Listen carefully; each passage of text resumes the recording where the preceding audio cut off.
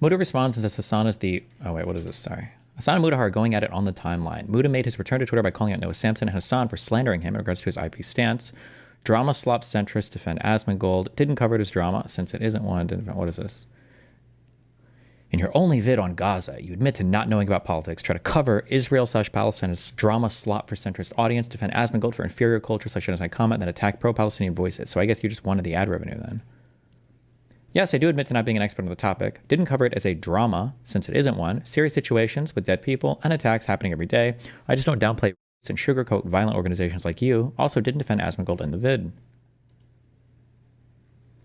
Hasan also accuses Muda of farming vicious racism by returning to Twitter. Muda is a particularly insane case because he's a victim of right-wing mobs. They hate you more than they hate me. Muda is a particularly insane case because he literally left Twitter because of vicious racism, and here he is back again, only to farm more. Motherfucker, you went on Hajj. They hate you more than they hate me.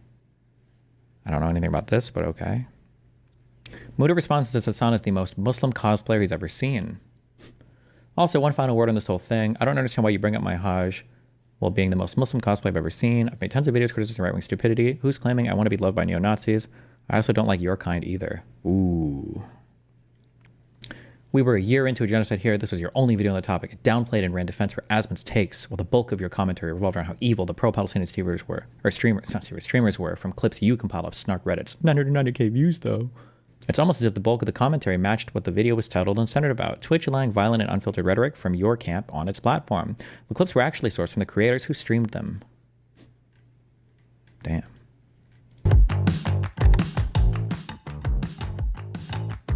What crime did Mahmoud Khalil commit to warrant his arrest, detention, and the potential revocation of his green card? Let me tell you something. I went face down the angry mob at Columbia at the height of that stuff.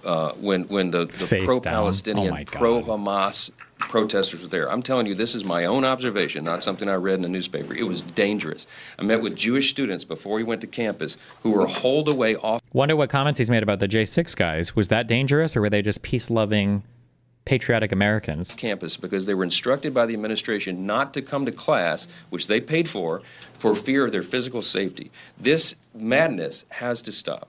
We have to get control of it. This guy apparently was a mastermind of those very things when the gnashing of teeth and the ripping of clothes and the people screaming at me, wanting to rip me limb from limb because I was there talking about moral clarity and how there's a right and a wrong.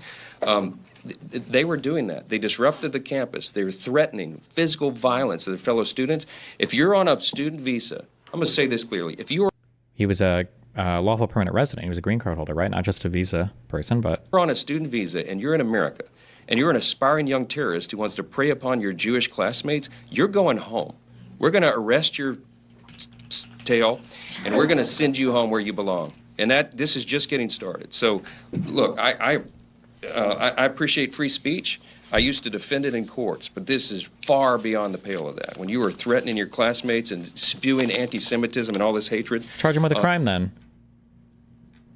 Because spewing anti-Semitism is not a crime. Right-wing media pundit Ann Coulter has questioned the effort by a pro-Israel group to put together a list of international students they say have taken part in protests in support of Hamas, arguing that it may be a violation of the First Amendment. There's almost no one I don't want to deport. There's almost no one I don't want to deport. Jesus, okay. But unless they've committed a crime, isn't this a violation of the First Amendment? Coulter wrote on X as she responded to a report from the New York Post. True. Breaking. Ben Shapiro issues a statement to Congress urging the defense of Mahmoud Khalil. Just that as a legislature, your chief job is to ensure that my taxpayer dollars in this state go toward making sure that people like me and people with whom I disagree get to speak in places like college campuses, and not toward regulating what speech you find good and what speech you find bad, because it's a really dangerous business, and there's speech I don't like, there's speech you don't like, but if we can't agree that there is a difference between speech and violence, we're not going to be able to have a free state, let alone a free country. Thanks. So let me suggest that as a legislature, your Jesus.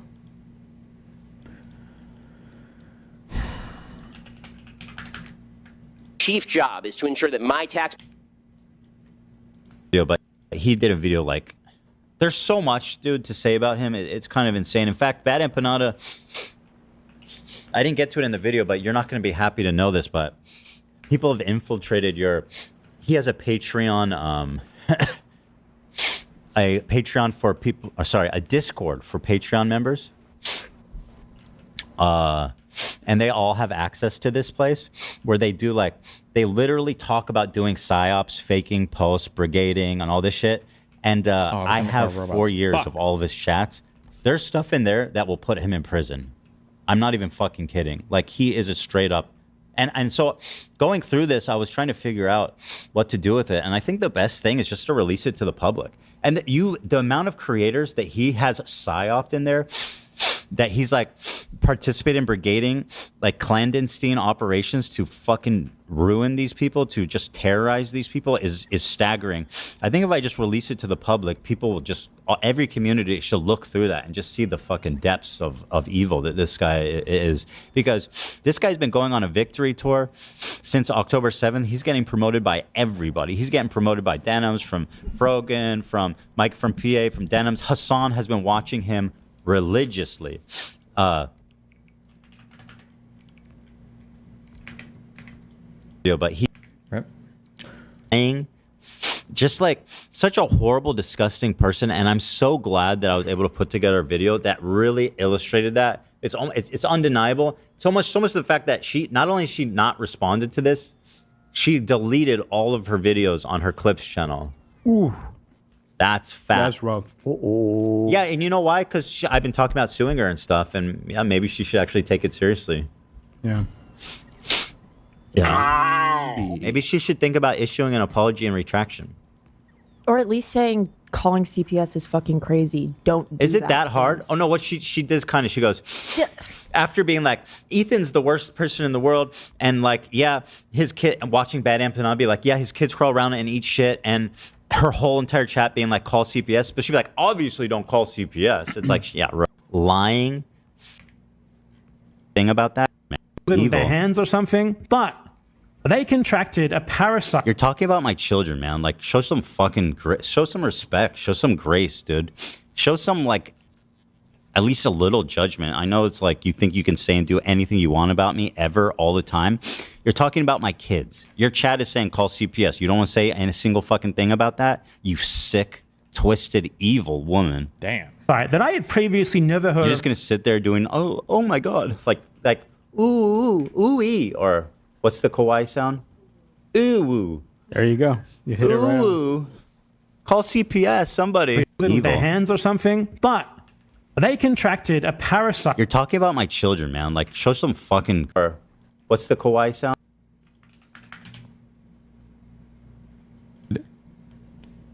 And then one more. Hasan meme. This exact experience a long ass fucking time ago with LSF and with Destiny's subreddit, which still are active vectors of hate. Vectors of hate. LSF live Wait, stream, what? Hold on. which fucking time ago with LSF and with Wait, what? This exact experience a long ass fucking time ago with LSF and with Destiny's subreddit, which still are active vectors of hate. Now remember, hate means disagree with political opinions, or I think that you have insane political opinions. That's whenever Hasan says that people are hating him or harassing him, he means that they're disagreeing with my political opinions, just to be clear on that. But okay, LSF, live stream fails, used to be a blossoming community where everyone could gather and figure out what the fuck was going on Twitch. what? Then LSF was brigaded all the time, consistently, and then literally Destiny started exchanged that. ownership into the hands of someone who is petitioned to be Sex Pestiny's Orbiter of the Year, Stale 2000, who used to work at Twitch and became an active and prominent member of Destiny's community. I don't think Stale has ever been an active or prominent member of my community ever, but that's a cute framing of that.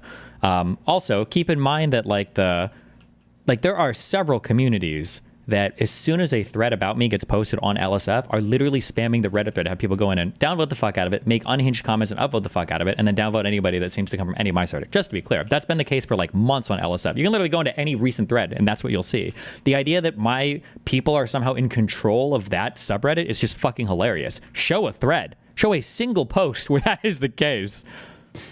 And also, simultaneously, it became the mod of LSF as an orbiter. He's still... Oh, and then also keep in mind, it's Hasan who was crying so much to receive favorable treatment from this subreddit. Again, ask LSF, ask the prior admins, ask Stale, the current admins, ask any, or mods, I should say, ask any of the owners of that subreddit ever, how many times has Destiny contacted you to have a thread taken down? The answer is 0. I don't think I've ever had a thread ever requested to be taken down before, ever. Hasan and other people have made these requests constantly. So the idea that I'm somehow like at fault here or something, or I've done something when these guys constantly try to get these threads brigaded or taken down by the admins or mods because they don't like it, or just openly brigade on stream, which is something Hasan's done too, is just fucking hilarious. Is very active in Destiny's community. They openly say all the fucking time that they're manipulating LSF with regular frequency. Sometimes Destiny's community yells at Stale 2000 for not, whipping the fucking the LSF. Let's find the last Destiny thread on LSF. Let's see what it said. Let's do a search. Maybe I'm about to be made a fool of because I'm going to find a hugely positive thread about me.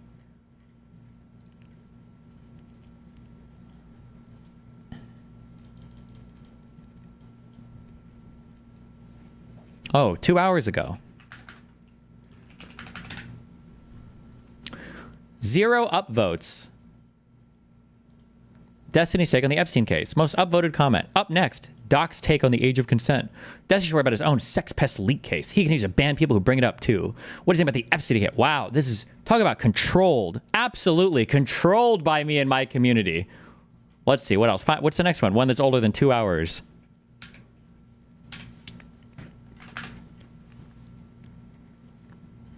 The bots are on a delay. True. Fuck, the thing is, I think if they're below a certain upvote threshold, they might get auto-deleted, so we might not even get to see any. I've noticed for the last week that all your posts have 0 upvotes. I have no idea why, because there's at least 3 different communities that I know of personally that anytime a thread of mine goes up, they post a subreddit, they post a Reddit link in their little communities, and then they all run and they go and they comment and they downvote or whatever. I don't give a fuck. At the end of the day, it's all LSF, so who the fuck cares?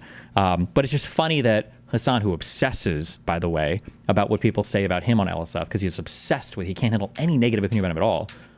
It's just funny that he would try to say that I control this sub. Here we go. 6 days ago, 623 comments with 767 upvotes. Holy shit. That's a really low upvote ratio given the amount of comments.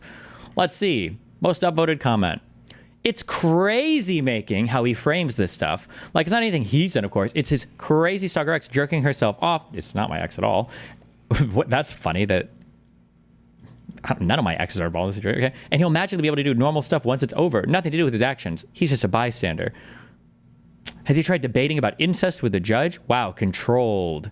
Destiny's had so many drama with women over the years. Also, it's always crazy women, blah, blah, blah. Nice, good one. Also, it hasn't really been so many. It's been like 3 or 4, but okay. What does hamstrung mean? Sorry, I have no clue. Target. Yes, targeted mentally a woman. Mentally a woman go get you. Haha, just crazy, LOL.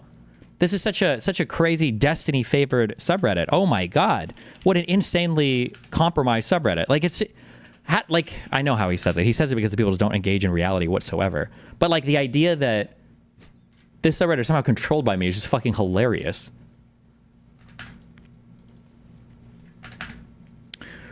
Bro just gave you the kill shot. How is Stale simultaneously a prominent member or prominent chatter that's around LSF against Hasan, but is also being destroyed by your community for not going hard enough? It's always like simultaneously. It's always both.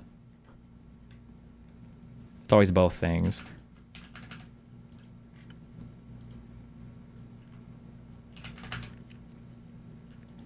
What is this? Why would you like a 3-year-old thread?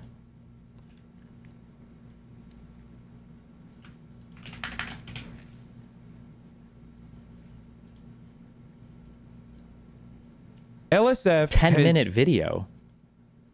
Jesus. Hasan molding about LSF and accuses DGG of brigading. Okay.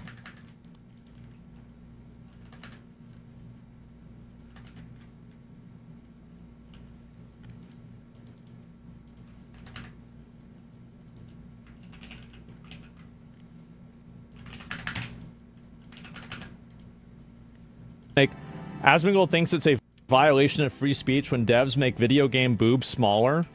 Based. Oh, jeez. For sure. Yeah, I wish it was. Yeah, you know what? Actually, thank God. That's a great idea. Maybe they should actually get rid of it. What a wizard, yeah. Are we lying about me? Hasan does this a lot, where he takes a person's argument and he turns it into like an extreme caricature of the argument. True. And then he acts like that's what they're doing in order to make them look ridiculous. He does this very... True, but Asmongold is missing the key, the final part. The final part is Hasan will actually find somebody who is the dumbest person he can find, who actually believes in the caricatured version of the argument, bring that person onto his stream, and then debate, pedophile, warlord them, and then after winning the debate say, see, this is why I crush all the people who believe in this stupid thing. That's the most important part. Very, very often. And I see it happen a lot. And after you kind of see that it's happening, it's a lot easier for you to detect it. And, yeah, so a straw man? Well, I don't really like using a lot of those terms. I just wanted to explain what I think happens in a lot of cases. Yeah, they put words in the mouth of someone didn't say them. Yeah, exactly. It's very common these days. Both sides do this crap. Yeah, I guess so. But, it's really... it's dishonest. It is. It's dishonest. It's misleading. It's not true. And it's meant to make somebody look like they're a moron. But Asmongold does that too with chatters. I don't know. I think Asman has other problems, but I don't know if, like... I don't think Asmongold caricatures other sides because he'll just own, like, the most insane arguments on his side, but he'll just, like, approve it. That was one of the things I think that I said was the funniest thing about Asmongold is I would say things like, when conservatives say this, they actually mean this. But then Asmongold will just, like, argue for the thing that I say they secretly mean. And it's like, wait, what the fuck? Bro, you're crazy. But I don't think, at least like Asmongold doesn't present himself as some intellectual or whatever. But arguably his problem is that he just does the opposite, where he's like, well, I'm not a politics guy, I don't know 100%. And then he'll just go on to give like absurd political takes about everything. It's bad. It's just bad in a different way, I think. Right, and it's not an honest engagement of the thinking. And so yeah, there's no reason really to respond to it or to have any opinion about it at all. So yeah, it's bad faith, it's disingenuous, yeah.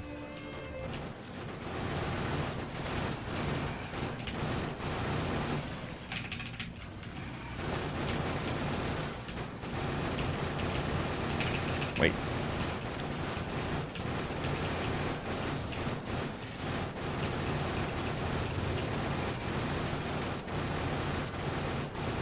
Jesus Christ.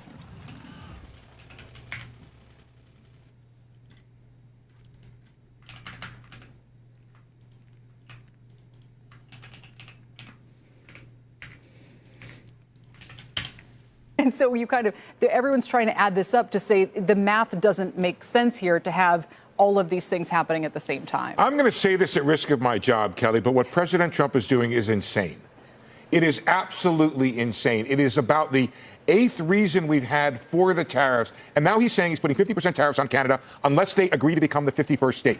That is insane. There is just no other way of describing it. And the trouble, Kelly, is that it shows there are no bounds around President Trump. This is very different from the first administration, where there were people around him who seemed to, I don't know what the word is, but smooth over some of the edges now. And the other thing that's not talked about, Kelly, is what's going on within the administration in terms of how they're treating the Constitution and laws. I think all of that is bad for the attraction of capital. And the gentleman from Bridgewater is 100% right. We need massive amounts of capital if we want to fund our deficits, pay for the things we want to pay for, sell our bonds, and have high stock prices. And it seems as if this administration is doing everything it can to chase foreign capital away. Wow. True.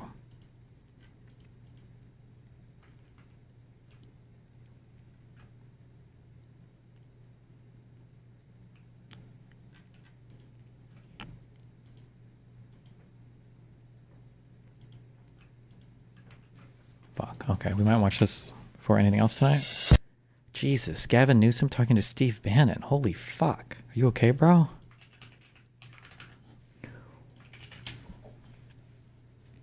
You're an equal branch of government, and you start off with a blather, and yet look at the empty seats here.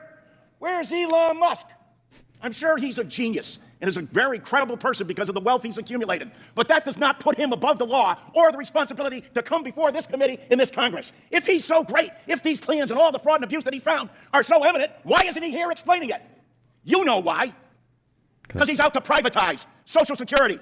He's been on television the last couple of days talking exactly about Social Security, Medicare, and Medicaid. And wait, who's this guy? What?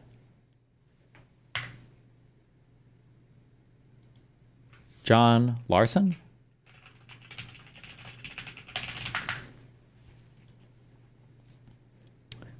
From Connecticut Democrat House. Assumed office in 1999. District 1. Damn, okay. what he intends to do, privatize it. The American people, some of them may have been born at night, but not last night. Okay, yeah. We take those.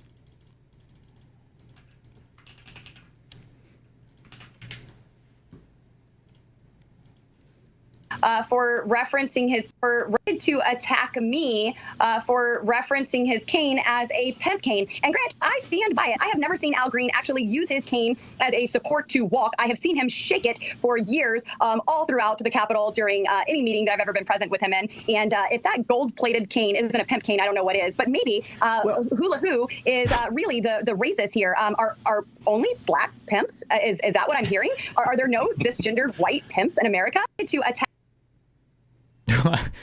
Okay. We reaching.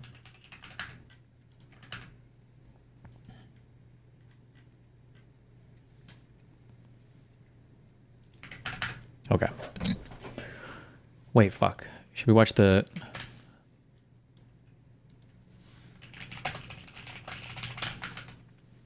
We have time probably for at a time when Israel... one of these before anything else. We can either do the Noah Samson vid or the Gavin Newsom vid. Which one? Okay, it's kind of close. Do both? I'll probably just do the other one tomorrow, I think.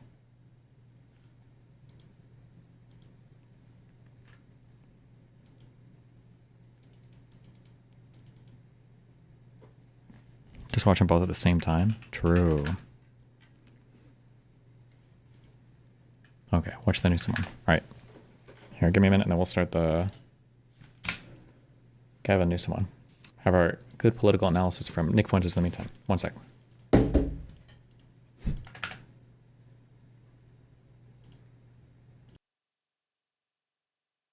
This administration is like Jewish fascism.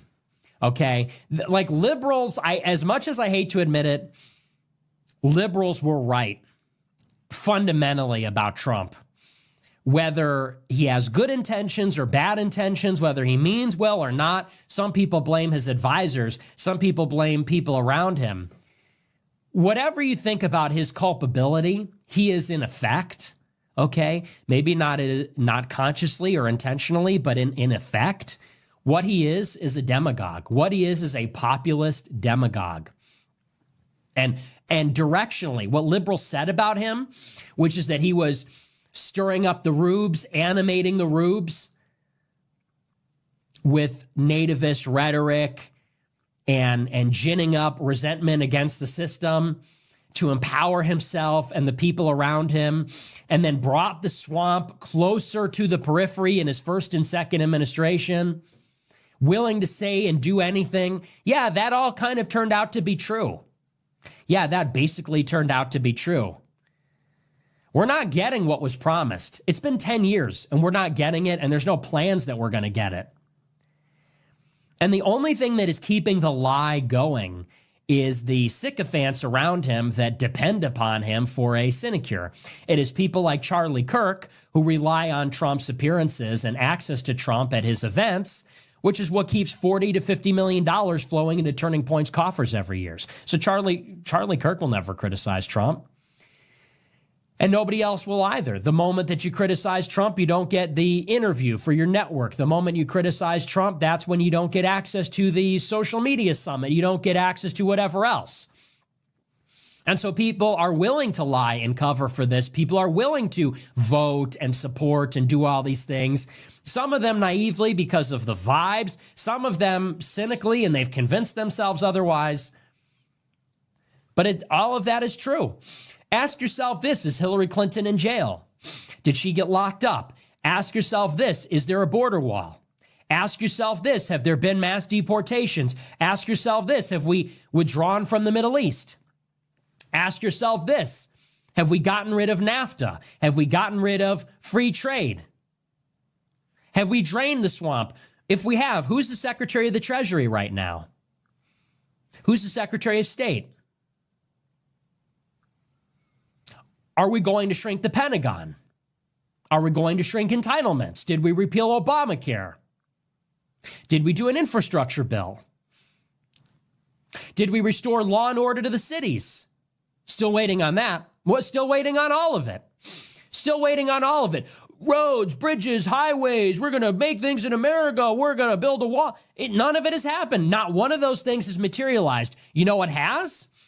A corporate tax cut. The biggest corporate tax cut in history. And by the way, that is what they're negotiating budget reconciliation to do again. Another corporate tax cut. A corporate tax cut. Austerity measures, which means cutting government to bring interest rates down, to fuel more speculation, more speculative investments.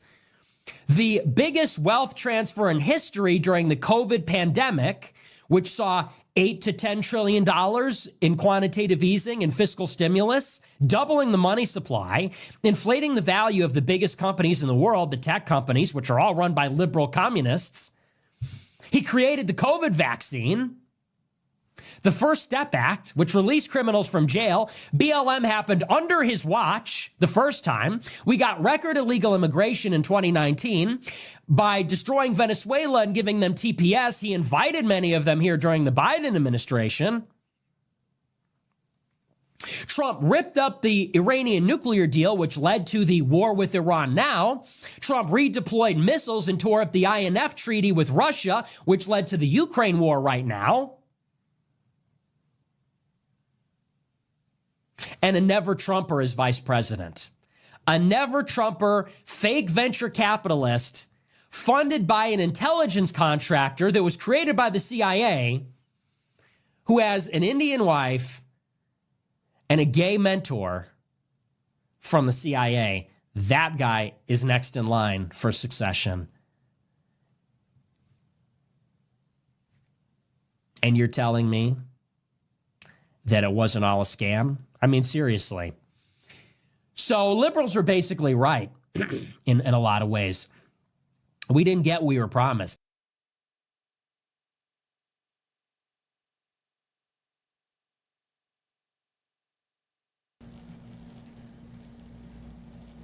I reckon having that transcript of the call that never leaked up to check for certain themes/points since Bannon is sophisticated after all. For what? What does Bannon reference the... Well, what is this? Hasan is going full debate pedophile right now. Dream. It is an extremely un-American thing to advocate for. I think that that is the real extremism here. Not me defending that. Defending what? Oh, about the deportation thing?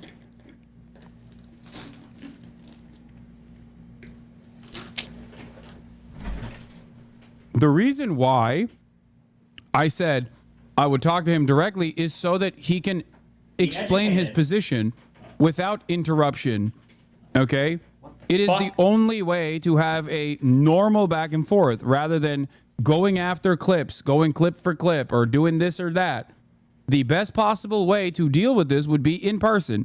And I will always be... Oh, like a debate? always be charitable. Oh. And I will always treat anyone... Crazy that when it's a more clouded person that he feels like he might be able to beat or best in a debate, now all of a sudden, the best way to resolve disagreements is in the form of a conversation where we go over what we disagree with. Crazy, huh?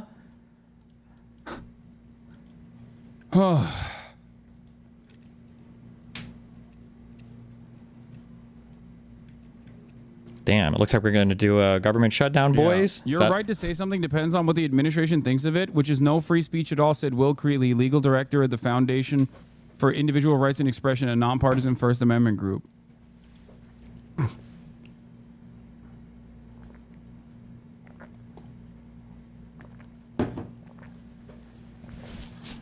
I think the reason why he doesn't want to talk about it is because this way he can isolate his community from hearing a alternative perspective, because he's not very open-minded. Oh, and he steals my argument. I'm glad that as much as Hasan hates me, he watches me enough to rip word for word things that I've said. That's so funny. Oh my God. Asmongold's perspective that is different than mine.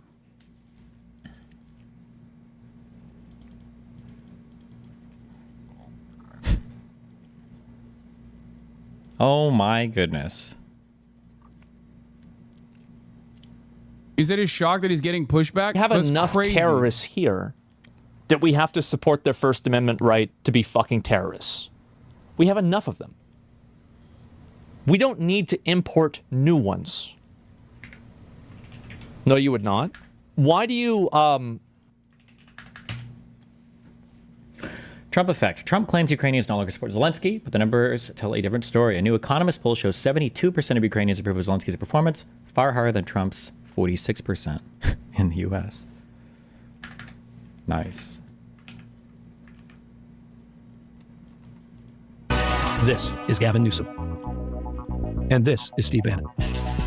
Well, Steve, thanks so much for taking the time to be here. And I want to take this opportunity to sort of, go back a little bit and talk about your history, a little bit about your motivations and where you see this country and, for that matter, the world going. But it's impossible not to note the world that we're living in relationship to everything happening didn't even with the show markets, up? everything What? happening with the with tariffs, everything happening with CR and a potential government. Don't be giving tariffs stink eye. I don't want to start off with you giving it stink eye already. We'll stress test. I'm a tariff guy. I appreciate that, and we'll see. We'll stress test that. The purpose I want to do this is I want to convert you to be a tariff guy also. This is part of the process to unwind you from being a globalist to make you a populist nationalist. It's a long journey. It's a long journey. It's a long journey, but I think you'll get there. This is part of the deprogramming, is it? I appreciate it. And by the way, for the record, I'm going down your rabbit hole right here. I'm not an absolutist as it relates to being against tariffs by any stretch of the imagination. And I thought it interesting what I think Biden tripled tariffs on aluminum and steel, which is getting a lot of attention in this country today as it relates to Canada. And Democrats weren't screaming and yelling about that. So Biden did global tariffs on aluminum and steel. Is that true? Or is he talking about a very specific? Two of the three best economic populists in the Democratic Party, who I think are kind of on an island. One of the best is Ro Khanna. Ro's economic patriotism, which we always kid him as just ripping off Navarre and my economic nationalism, is he's an economic populist. So is Fetterman.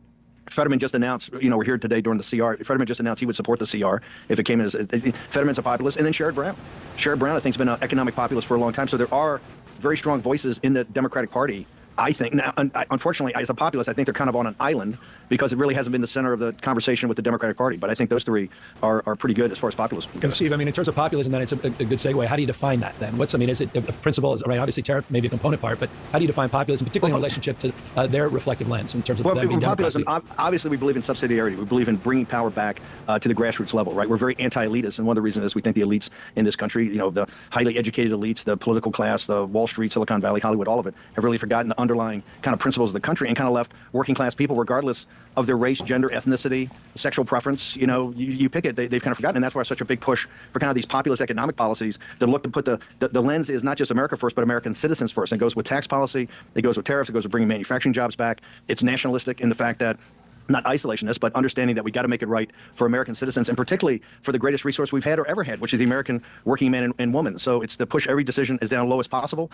and to get everything back to a grassroots level. And one of the keys to populism and kind of about the sovereign will is that the use of human agency, that just don't sit there and say, somebody else has got, congressman's got to do something, or senator's got to do something, or governor's got to do something. You have to use your agency only. And I see this in the Democratic Party now, the people saying, do something. Do something. I think that's a lesson that we learned after President Trump. And look, we disagree on this, but President Trump won the 2020 election, and we were kind of shattered as a movement when we left Washington, D.C., and we had to go back to basics to say, it can't be somebody else do something. Wait, what did he just say? We learned after President Trump, and look, we disagree on this, but President Trump won the 2020 election, and we were kind of shattered as a movement when he left Washington, D.C., and we had to go back to basics to say, it can't be somebody else do something. We had to do something, and that's where we went back to really a pure populist movement to go at the grassroots, the precinct strategy, and kind of rebuild ourselves from there. Well, and I appreciate the notion of agency. How you guys are retarded? Hold on.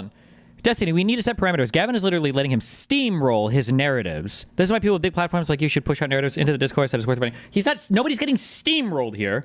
Obviously, the purpose of Gavin's show is to bring on people that he disagrees with and have them espouse whatever ideology they believe in. That's what the purpose of his show is. It's not a debate. Nobody's getting steamrolled, right? Now, you can argue that he shouldn't be allowing them to espouse these narratives or whatever. That's fine. But nobody's getting steamrolled here.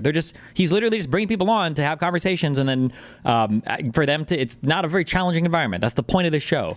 We're not bystanders in the world. It's decisions, not conditions, that determine our fate and future. And that fundamental notion of agency, I think, is important more broadly. And I think that goes to some of the issues around, victimization. And I see a lot of that, respectively, on the right, increasingly, even with Trump, often approaching things from that sort of mindset. What do you mean? What do you mean for Trump? I think the grievance narrative that comes from Trump. This notion there is a sort of a victim. Well, they did try to put him in prison for 300 years, right? They did try to bankrupt him. That's a guy never had a set of grievances. They did steal, according to us, and we're firm believers, the 2020 election, which I think worked out better. That providentially that he was able to come back with that gap, because I think you're seeing a much more not just new and improved, but somebody that's much more in command of these decisions and really stepping up in a way that we could have never done before. But no, I don't think it's grievances. I think it's reality. I mean, they tried to. No one in American history has the system ever come after, and I think it's one of the problems with the Democrats. You got in a position of having to defend. Remember, I come from a working class Democratic family. Kennedy Democratic family. Kennedy Democrat. I was telling some people last night. I said we didn't know any Republicans. We were Irish Catholic working class phone company firemen, Navy enlisted people. You didn't know any Republicans. They just weren't in your we were in the South also, which is all machine Democratic politics. So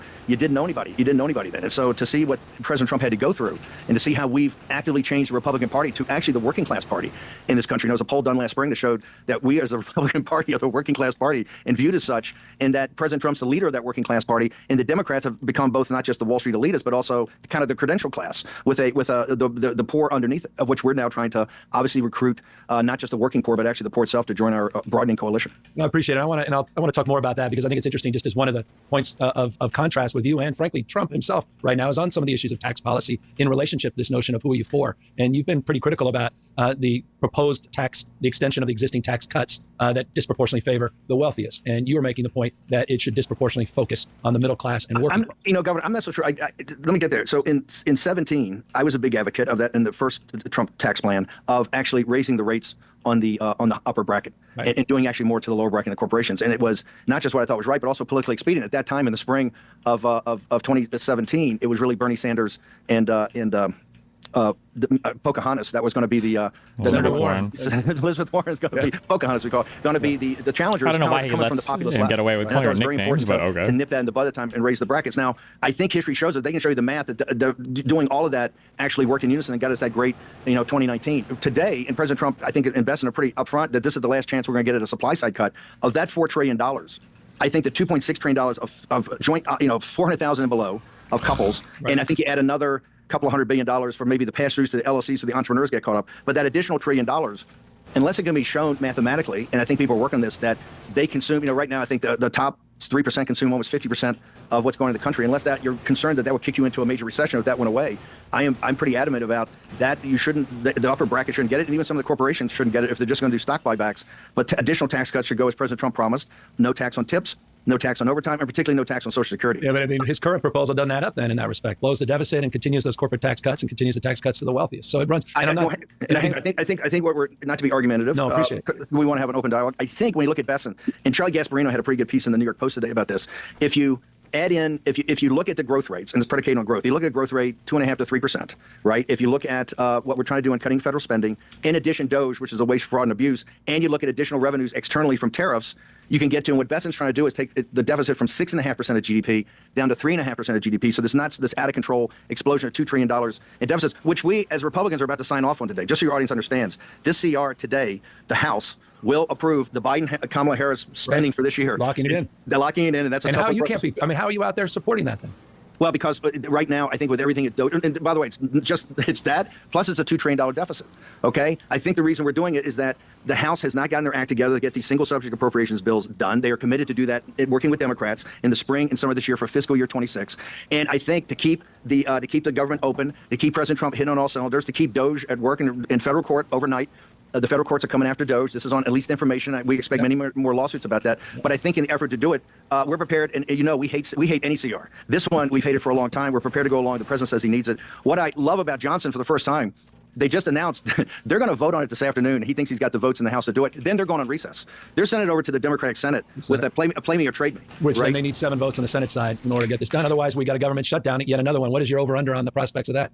I think it's interesting. I think the Democrats have to make a decision of whether they think it's better to keep it going and keep the resistance they've got in the legislative part, but also in the courts, or let Elon Musk, potentially unchain him with the DOGE groups on who's a necessary employee versus who's an unnecessary employee. I think it's the first time because traditionally the Democrats have always been for keeping the government open. Yep. I think they put him in a real quandary, and I think this is Johnson's. It's going to be high stakes poker, I think, this afternoon. But people should understand this is a bitter pill to swallow for us because we have argued. This is the whole reason Kevin McCarthy, a guy you know very well from California, sure. we got turfed out as speaker. It was all over. It was the deal he cut with Biden that gave President Biden 2 years and unlimited no debt ceiling to spend in a run up, and McCarthy then didn't deliver on the single subject appropriations bills, and he got turfed out. So your audience understand these are huge fights on our side of the football all the time about spending.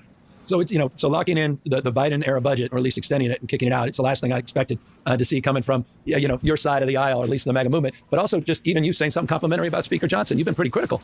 I've been very Speaker. critical. I think I've been very up until today. I've been very critical about. We're in this job because of overpromising and underperforming. And I think you got in leadership. I think now, and I think it's a long way from him being out of the woods, is that now because he's got 6 months now, he's got to deliver like a real budget with real cuts. Because just back for your audience, the DOGE effort is waste, fraud, and abuse. Okay, they're kind of like shock troops or special forces, and people can either say they're great or whatever. I would like to see a little more definition of what they've actually found. Okay, all of us would. A little accountability, transparency. I agree with that. More transparency, but I think, but that doesn't to me get to the meat of it, because I think you're going to have programmatic cuts, and I've been a big proponent. Even Bannon recognizes that like the waste, fraud, abuse is not going to get you anywhere near the budget cuts or deficits savings that you want to get to. Not even close, which is true. Programmatic cuts have to start in the Defense Department. I was a naval officer for 8 years. My daughter went to West Point. I'm not a dove, but I think I've been a big critic of we're at $1 trillion now. And that's one of the reasons of this post-war international rules-based order. We just can't continue on with NATO. We got to have allies that really pitch in here. But you got to start in the Defense Department. You have to do programs and billets to get the budget deficit to 3.5% of GDP, roughly under $1 trillion, so that we can start. So somehow we can begin to finance this, because right now that's the driver of inflation. Biden, they just restated their numbers from the fourth quarter. And traditionally, the Biden thing has always been, the labor numbers always been different, right? It's been, one thing, and we've criticized that for a long time. This one, the shocker, and I don't think that, and I've said this, that the guys on the economic team did enough. Am I just being unhinged, naive, or will getting this government shut down, slow Trump shut down, and be good for us? I don't know. I think it's probably good for us.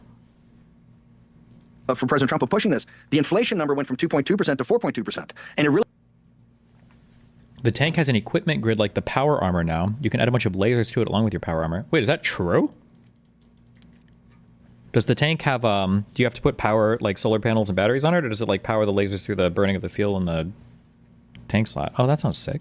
Really didn't even get mentioned in the business press. And I said, that shows you the underlying kind of burning inflation. And the reason that is you have to finance now essentially a third of the debt every year. So you're talking, I don't know, $10, $12 trillion of government securities you have to sell at higher interest rates. That's what's driving inflation. Plus, I think a too loose Federal Reserve. So you had both a fiscal overspending and a monetary loose money. We've got an inflation problem that's not going to be easily solved. The way to solve inflation is you have to cut, I believe, federal spending dramatically. You have a Keynesian kind of stimulus all the time, and you have to do it. And that's going to lead to painful conversations. It just is, because if DOGE doesn't find all this waste, fraud, and abuse, which they won't. Right? And they're saying now they think they can get $1 trillion, which would cut the deficit in half. It's never happened. You can't get $1 trillion, back to your point, without significant programmatic cuts. And I appreciate the defense frame, which is anathema. I mean, the CR increases the defense spending and locks it at a higher rate. But you can't get there without cuts to something that you, to your credit, have said you can't put a quote-unquote meat. I came out of the Pentagon, and this is why I was adamant about Elon Musk, what we call crossing the Potomac. There's a point in time that people were saying, well, let Pete Hicks handle the Pentagon. Elon, I said no. If you're going to get first off, waste, fraud, and abuse, I think everybody has to Everyone's get for that. And not just that, the Pentagon's got to step up. People have to know that because it's always rumored, they can't pass an audit. It's $2 trillion of assets. $2 trillion just for the damn F-35, which that's programmatically, but there's $2 trillion on the audit. I think there's $2 trillion in assets they can't put their hands on. John Stewart was just lighting up one of the undersecretaries of defense, I think, a couple of weeks ago about this. So you have to do that, but then programmatically, and this is why I think President Trump's the shift to hemispheric defense, which is from Greenland to the Panama Canal, more of a naval strategy. In the Pacific, it's the 3 island chains, and really the vast desert of the Pacific is really the American heartland. That's our defensive area. That, to me, should restructure the entire Pentagon and armed forces to force structure around that. I think Pete Hicks has got to move immediately. I think there should be significant cuts to the Defense Department, and then that would give you the political cover to then say on Medicaid, we got to be sensible here. Right now, the economic distress, there's a lot of MAGA on Medicaid. A lot of MAGA and on overwhelming opposition to cutting it from Republicans. And I think by the illegal aliens and obviously the waste, fraud, and abuse, and some of the things about a block granting it back to a governor like yourself in California to figure it out has to happen, and other social programs. This is not going to be painless. We've been so out of control, and it's both parties. The Republican Party's been controlled opposition. They have not had these tough fights. That's right. That's the tough fights we're going to have. I mean, and to be fair, so people understand. What? The Republican Party is not controlled opposition. What? And it's not an indictment to your point about both parties, but another $8.4 trillion went to the debt under Trump administration. And to be fair, COVID had a huge part of that, but it's $3 trillion even before COVID hit. To your point, and I remember talking. By the way, you'll appreciate this, Steve. I remember being in Marine One talking to President Trump, about the issue of the deficit, and he literally looks at me and he goes like this with his hands, and he said, "Printing press," and literally dismissed it. He was kidding. He was kidding. Well, I'm not the way he governed the first 4 years. I'm not sure. No, by the way, the first couple of years, the deficits were under, I think, $400 or $500 billion. We came very close to actually trying to balance it. If we went back to pre-COVID spending, I mean, Scott Bessent says this all the time. We don't have a revenue problem. And this is for everybody would think about having to increase your taxes. We have a spending problem. I mean, post-COVID, we've had explosion of some of these programs. I think you got to get your arms around them. But once again, these are going to be huge fights, and they're not going to be painless. What I like about Johnson today for the first time, because I think he's tapped us along and overpromised, and now we're in a situation that, we have to do a CR, which we hate. If you think that the MAGA base, and our show, we represent the hardest core of the hardcore. Yep. If you think we like sitting here and basically not lighting up the phones and accepting Joe Biden and Kamala Harris's budget, it's a tough pill. It's a hell of a thing. I mean, I'm enjoying watching this in some respects. No, but what I liked about him, he's voting and going home. He's going to put it right on the Democrats about shutting down the government, and I think you're going to have a real firestorm in the Senate, and I think a fascinating debate about the direction of the country. It's just something is fundamentally broken in our politics. If you have the president of the United States screeching about his popular mandate, you've got Republicans in the House and the Senate, and somehow Democrats get blamed for a government shutdown, especially after Trump already presided over the longest shutdown in U.S. history. No shot. There's no way that's going to be the case. Country, and I think we're going to see that. I think we're going to see that coming. I think you'll see voices like Fetterman and others start to step up and take a much more prominent role in Democratic Party. Because one thing I keep saying all the time, if you watch MSNBC and CNN, you never really see the populists on the economic side. Right. You don't see the Ro Khannas getting the time. You don't see Fetterman really getting the time. Sherrod Brown and Sherrod didn't want to do national TV, but you never see really the economic populists ever really get. They kind of roll out Bernie Sanders, who I'm not a fan of, but they don't really ever get to the other guys. I think that's all going to become quite different in the. Yeah, hold on. I don't know why he gave that point about. Well, I know why. It's because he's a fucking partisan hack. Fuck. But this idea that the deficit was trending down under Trump, even if you ignore COVID, that was not true, right?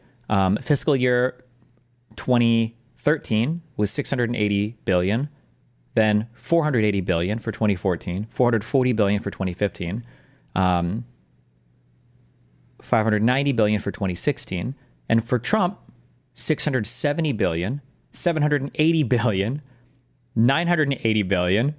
And then obviously COVID happened, so I guess we can let these years slide. But no, the deficits were increasing under Trump. Like this idea that he was somehow getting us to deficit neutral, that's just not true. That's a fucking lie. That's bullshit. Like Trump's non-COVID spending was probably larger than Biden's. It's just stupid, especially when you start taking into account like all the interest debt and everything from the stupid fucking tax cuts. It's just stupid.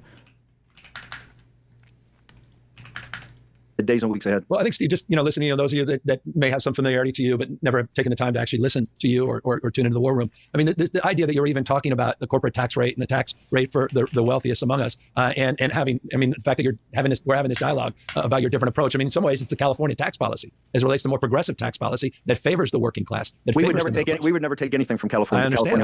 I'm challenging you on the point. But first off, you're grossly overtaxed, and McCarthy then didn't deliver on the single subject appropriations bills. And just for the $1 trillion, which would cut the deficit in half. Yeah. You can't get $1 trillion, back to your point, without significant programmatic cuts. The Pentagon's got to step up. People have fascinating debate for the hardcore. Yep. If you think we like sitting here and basically not lighting up the phones and accept, we would never take anything from California. I understand. I'm challenging you on the point. But first off, you're grossly overtaxed in California. We want to cut. We have moderate income taxes for middle class working folks. It's the top tax rate, which you're arguing for a little higher tax rate, which I appreciate. On the corporate tax side, I don't know if it's completely dissimilar. I don't want to get you in trouble. But on the issue of tariffs, I want to go back to that because you're a big supporter of tariffs. I mean, right now, this tit for tat, what's going on in Ontario, we doubled another 25%. Remember, Bannon has nothing to do, I don't think so, with like neoconservative ideas. So when Bannon says he's like he's in favor of tariffs, if you're going to try to argue somebody like Bannon ideologically out of tariffs, it can't have anything to do with the economy, because Bannon will accept a worse economy if it's only being produced by Americans. He's okay with that because Bannon will be one of the people that will say things like, "Oh, what, you want a cheaper iPhone or whatever at the expense of true American patriot workers or whatever." But like Bannon will take that position, I think. back to aluminum and steel up in Canada. We're already seeing. So to start contrast between this and the Kirk convo, although both essentially just want to gloat of their tactics, Bannon is taking a steamroll approach and making this convo cringe and way too one-sided. Well, no, the difference is I don't know for the Charlie Kirk convo, I don't know if they ever actually talked about any of Charlie Kirk's political opinions. It kind of seemed that way, but it wasn't really. It was just the conversation with Charlie Kirk was basically just like, how are you so politically effective? With Bannon here, it seems like it has more to do with Bannon's actual political opinions. I think we're increasing aluminum steel. I think he said today 100%. What is a government shutdown and what does it mean and why does it happen? So I think basically the government has to pay out people when paychecks and stuff. They have to pay contracts that are being done. They got to pay employees. They got to pay for programs, stuff that literally keeps the lights on for paying the bills and everything in government institutions or government buildings or government, whatever, right? Congress has to get funding for these things every year. But I mean, with continued resolution, I guess it could be 6 months or 3 months or whatever the fuck. But basically the issue is that right now, Congress isn't authorized to spend enough to keep the lights on or to keep the budget going. And so if they can't negotiate like a new continuing resolution saying like, okay, here, you're authorized to spend this amount or to give this amount to the executive to spend, then nobody can pay bills and now you have to start shuttering parts of the government. Initially, I think they just closed some things because they have some money in reserve or whatever. They've got like some money that's already allocated or some bullshit, but then eventually everything gets closed. It was super fucked. It's like a shitty short explanation of it. Is it going 100? It was 20. There was another. I think it was a Truth Social. Not that's tit for tat, but there was a Truth Social right before I came on. I think there were 100, literally 100 Truth Social posts. With respect on tariff policy, it seems a little chaotic. There's no stability. The markets are reflecting that. I used to say the most powerful force in the world was Mother Nature. Now I say the markets. I mean, people. Now you're seeing even. Well, I will tell Trump you. Session. You're seeing this Trump I say this. The bond market more than the stock market. The bond market has turfed out more governments than howitzers. If you look over the last couple of years, Liz Truss in England, really the Assembly in France under Macron, the Germans, right? The Italians are probably close to a sovereign debt crisis. Spain, England's been a couple of governments, even Starmer's under real pressure. So no, the global capital markets, particularly when you have to borrow this much money, the 10-year Treasury is, Bob Rubin used to run the country under Clinton, and this is why Carville said, I want to come back as the 10-year bond or the bond market. Those set that 10-year bond sets everybody's economic, underpinnings, and so it's very important. But I think with President Trump, it's both a growth strategy and part of it's tariffs. Governor, it shouldn't be lost that the tariffs have many different aspects to it. Number one, he wants to get back at least somehow back to more of the American plan from Alexander Hamilton and McKinley. Before the early 1900s, driven by the earthquake in San Francisco and the fire, we had a massive financial panic, and that led to really the Internal Revenue Service and people focusing more on getting off American domiciled companies and American citizens. President Trump wants to go back to more external revenue. That's part of the tariffs. He looks at the U.S. as a premium market, and so you would pay a premium to get access to here, like you would get a skybox at a sporting event or sit in the front row of a concert. And he's got an out. If you want an out, because the tariffs are going to be substantial, right? Particularly in Mexico and Canada, so you can't game the system manufacturing-wise, and against China. Just look over the last, he's been there 40 days. I think over the last 3 or 4 weeks, you've had almost $1 trillion. I think it's $800 billion from Honda, from Siemens, from Apple. It was $500 billion. Taiwan Semiconductor, with $100 billion in 4 years. These are massive capital investments in time. A lot of these were already promised, so a lot of this is being oversold. But also, even if there is a massive investment in local manufacturing, even if that happens, it's still a worse outcome for Americans who are now going to have to pay higher prices for every single thing that these things make. So, top grade. This is not some sovereign wealth fund saying I'm going to come in. It's not Hasan, it's SoftBank saying I'm going to throw $100 billion. These are companies that are relocating here, and a big part of that is the tariffs. They say, look, we want to get into the United States. We want to manufacture domestically. It's got a logistics supply chain we can control. It's got, it's got the rule of law, but most importantly, it doesn't have tariffs, and it's got lower energy costs. That's the new economic model, and it's going to go through some choppy water to get there. So these are just not a 25% tariff on an avocado coming from Mexico or some part under the hood from Canada. It's much more systematic. Now, I understand the way it was rolled out. Because of the emergency nature of it, the focus was on fentanyl and this chemical warfare. Yeah, which is a little BS, isn't it? I mean, there's a larger economic populism frame here. Let's just be honest with folks. It had nothing to do with the tyrannical nature of Prime Minister or 51st Governor of America, Justin Trudeau's policies on the border. But hold it. The Canadians are one of the top. This is why when you talk about reciprocity on April 2nd, you're going to have reciprocity and tariffs. And in India and Canada, you think that's going to go in effect in April? You think? I mean, with all the uncertainty, the market uncertainty, the Trump slump. I feel like Bannon might be more ideologically possessed, I think, than Charlie Kirk. Although Charlie Kirk, we'll get into ideology, but Bannon I don't think is very informed, I guess, when it comes to actual empirical fact. I feel like Kirk knew the reality of things more, but Bannon is just a lot of bad information, I guess, empirically. up all of the stress and anxiety that people are feeling, all the doubt. I don't call it the Trump slump. Listen, others. No. Warren Buffett, who's a big Democrat and a supporter of many Democratic politicians, because you know him very well. Yeah. He went to cash. He's sitting on $350 billion in cash a couple months ago. I think he realized that a lot of the market, particularly equity markets, were driven by NVIDIA and all this AI first kind of stage. Sure. There was a lot of fluff in that. So I think with President Trump, I do think they're coming in because I think he's changing the geostrategic model of the United States back to a hemispheric defense, away from the post-war international rules-based order, which has really gutted the United States. It was great for a while, right? It was great for 80 years of relative peace and prosperity, and America dominated. There's a lot of attributes. But it gutted the middle class. Remember, and the working class. And at the end of the day, we had allies that were taking advantage of it. Give me a second on this.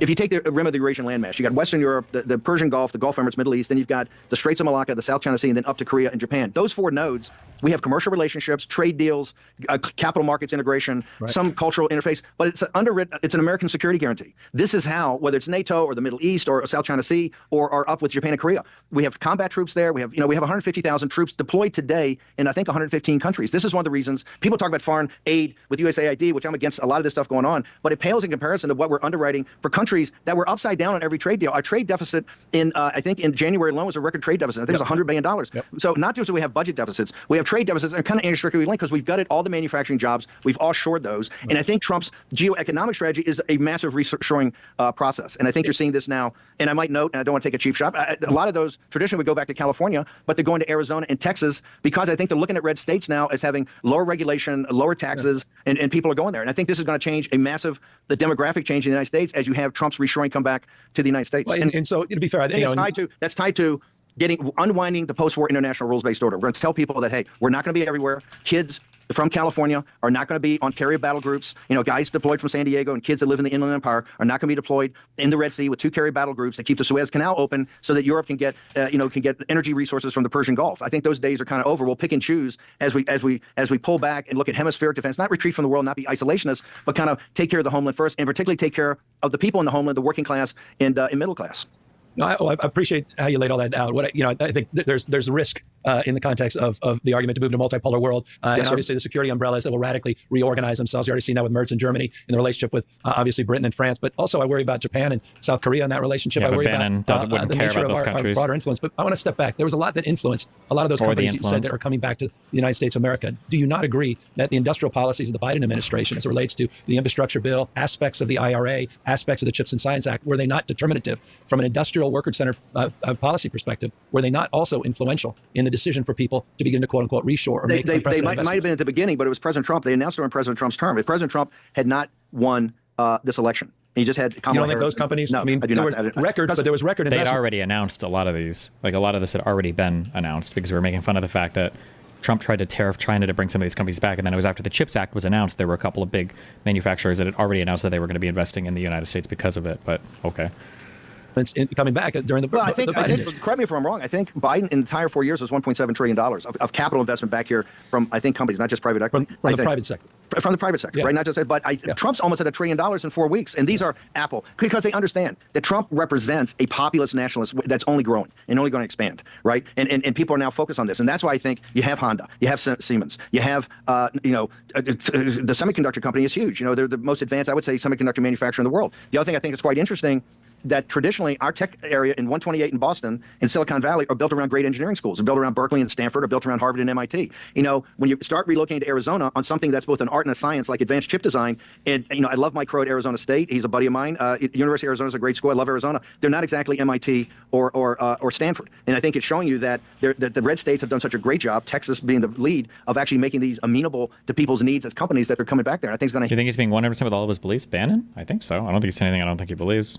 You have a huge political impact and a huge demographic, but they didn't come in Biden-Harris. And if Kamala Harris won, certainly they wouldn't have come because she's still a globalist that's not prepared to disrupt the global supply chains. President Trump's prepared to do that because reshoring, they're not going to come back here unless you incentivize them to come back here. And part of that's a carrot, which is what that was what the IRA was. That's what the infrastructure, chips and science, 52 as billion. you know, Trump's better with a stick, and you need a carrot and a stick. But don't those same, and I appreciate the stick, but let's talk about those red states. Aren't they disproportionate the ones impacted by these tariffs? I mean, to your point, there's going to be some tears here.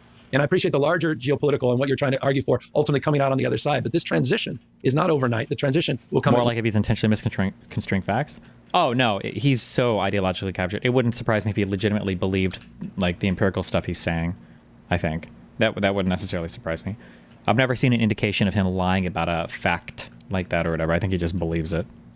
Real cost and consequence. Let's just be pragmatic. Up in Minnesota, Michigan, in New York, they're looking at $100 more a month on electricity bills as it relates to the retaliatory nature of what happened. That's a threat. That's if it goes through some. That's just one example. I mean, every economist looks at the impacts of these tariffs. Obviously, California will be disproportionately impacted. We did this, Governor. We did the most significant tariffs we've ever done on the Chinese Communist Party in President Trump's first term. And Biden held the line on a lot of those tariffs. He definitely held the line. Well, number one, because I think geopolitically he realized that you've got to stand up to the CCP. And I think although you wouldn't have heard it from the media, that what President Trump did was the beginning stage of something that had to be done to get the attention of the Chinese Communist Party, that you just can't continue to game the system. And President Trump went out of his way. By May of 19, Lighthizer and Navarro had that deal that went to every 7 of the categories they had to resolve to really integrate with the Western economy, really the world's economy, including the state-owned industries, and they just tore the deal up and walked away, right, and said, screw you. And so that's when these tariffs, and the tariffs didn't increase prices. So when people say they increase prices, I don't actually think, you have some economists saying theoretically, but when we look at practically, back to the golden year of 2019, you don't actually see it. And I think there may be some dislocations in the short term, but in the intermediate term, I think it's really the way you get to the sunlit uplands of really having back to the American plan of, remember, world-class industrial manufacturing that generates so many other opportunities. I think it's a mutual goal for all of us. But industrial policy, which I think is missing a little bit from the Trump agenda, with targeted tariffs, I understand, but broad tariffs without an industrial policy to back it up is where I start to lose. The key is broad sustain. If you have broad and sustained tariffs, and people can make capital allocation decisions, particularly small and medium manufacturers. Remember, in the Chicago area, I think between 1998 and 2005, we lost 5,000 small manufacturers and a couple of million jobs because we shipped it all to China. And those guys are bigging all the time. These are not the Apples, and it's not the Taiwan manufacturing, semiconductor manufacturing. These are small. Those companies employ under 100 people, which I think is the lifeblood. In fact, there's a guy in Laguna Beach, John Gardner, who's kind of the leader of this effort to bring the small manufacturing folks back to more craftsmanship type of manufacturing. We have to do that. We have to become a manufacturing powerhouse again. We have to do it quickly. And it's going to. Wall Street's not going to love it because they're all neoliberal neocons. They want to be invading everywhere, and they hate populism. One of the reasons people should understand is the blowback among the donor class in Wall Street is not just that they perceive the economics is not to their benefit because you've concentrated wealth so dramatically here since the financial crash of 2008, but they hate the fact. And this shows you the Democratic Party. Remember, they hate the fact that they're empowering the populist. If we start to win on these tariffs, if we start to win on bringing these back, our movement is going to get bigger and bigger and bigger. Remember, we got 39% of African-American men. I think first time we've got majority or near majority of Hispanics because working class people see the opportunities there. And Wall Street understands this, and the corporatists understand this. Corporate America is my enemy. Number one, they're the leader in the woke movement in this country, but they're also the greed and avarice has always been for the leaders. In fact, the tax cuts they take, and one of the reasons I hate allowing them to do stock buybacks is they game the system to drive up stock prices, to drive the warrant package and the thing, and they don't put in capital equipment. Thank you. To me, if you same page. You got to tell your president that, Steve. You got to tell your president that. The president knows it's already his tax budget. Why does he go after the carried interest? Why is he going after corporate subsidies? I'm going to break some news here, Governor. I believe that one of the leading things you're going to see in President Trump's tax bill when it comes out, that he's going to take on carried interest. And President Trump is finding how to. That's my kind of DOGE. That's $1.3 billion, small ball, but it's symbolic and substantive. What about the $3 billion in oil and gas? I don't actually know what the carried interest thing is. What do you mean? I feel like I brought this up a couple times, but I haven't looked it up. Wait, what is carried interest again? Carried interest.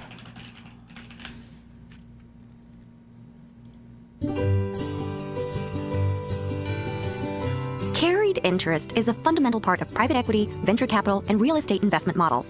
But what exactly is carried interest? And why is it appropriately taxed as capital gains income? To answer those questions, let's start from the beginning. Private equity firms partner with investors, creating a pool of capital to buy and strengthen companies over time. The investors contribute capital to the fund, and the private equity partners contribute both capital and entrepreneurial expertise. When the private equity firm sells a company, often 3 to 7 years later, its limited partners, pension funds, university endowments, and charitable foundations receive their initial investment and a guaranteed rate of return, usually 8%, plus 80% of the profits thereafter. The remaining 20% of the profits goes to the private equity firm. This is called a carried interest. For 100 years, the U.S. tax code has appropriately treated carried interest as a capital gain. The carried interest provisions, 7 years later, treat both capital and entrepreneurial expertise. When the private equity firm sells a company, often 3 to 7 years later, its limited partners, pension funds, university endowments, and charitable foundations receive their initial investment and a guaranteed rate of return, usually 8%, plus 80% of the profits thereafter. The remaining 20% of the profits goes to the private equity firm. This is called a carried interest. 20% of the profits for how long? For 100 years, the U.S. tax code has appropriately treated carried interest as a capital gain. The rationale is based on the uniquely American principle of rewarding those who take entrepreneurial risk, whether that risk involves investing capital or operational expertise, or in the case of private equity, both. Let's use a simple example to illustrate why carried interest. This video has like a 20% dislike ratio? Yeah, because every time people hear the word private equity, they fucking soy the fuck out. It's like the billionaire evil class. Like landlords, private equity, and billionaires are like the 3 like the triad of evil shit or whatever. Interest is a capital gain. Mary and Jen are two sisters who decide. So it sounds like the weird. I guess I don't understand exactly how these investors are set up, but it sounds like somehow the private equity investor, after they sell or they have some percentage of profits, 20%, I guess the profits go to them, but those profits aren't taxed as you would expect them to be. They're somehow taxed as long-term capital gains. I guess I don't understand, how long do they have access to those profits for? Decide to open a restaurant together. They form a partnership in which Mary contributes all of the startup capital and Jen contributes her expertise and sweat equity to open the restaurant and run the day-to-day operations. They agree that Mary will receive an 80% ownership stake in the restaurant and Jen a 20% stake. Over time, the sisters build up their business. They hire a staff, purchase supplies from local vendors, and stimulate the economy of the surrounding community. For years, Jen earns a steady salary and pays ordinary income taxes on her salary. Years later, the sisters decide to sell the restaurant, and because they were successful, they sell it at a profit. Mary, who contributed the capital, and Jen, who contributed her expertise, are treated the same for tax purposes. Because they are both owners of the restaurant, they profit from the sale. Wait, why? Wait, so what is the argument? That it shouldn't be treated as... Why would it not be treated as capital gains, I guess?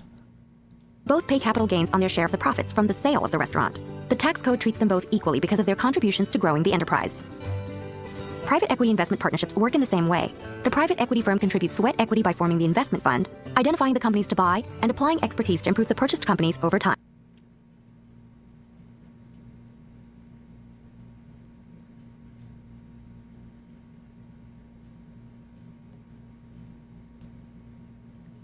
Okay.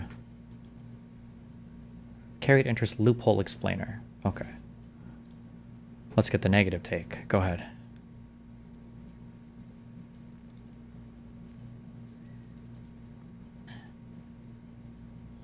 Carried interest is the compensation that people get for managing other people's money.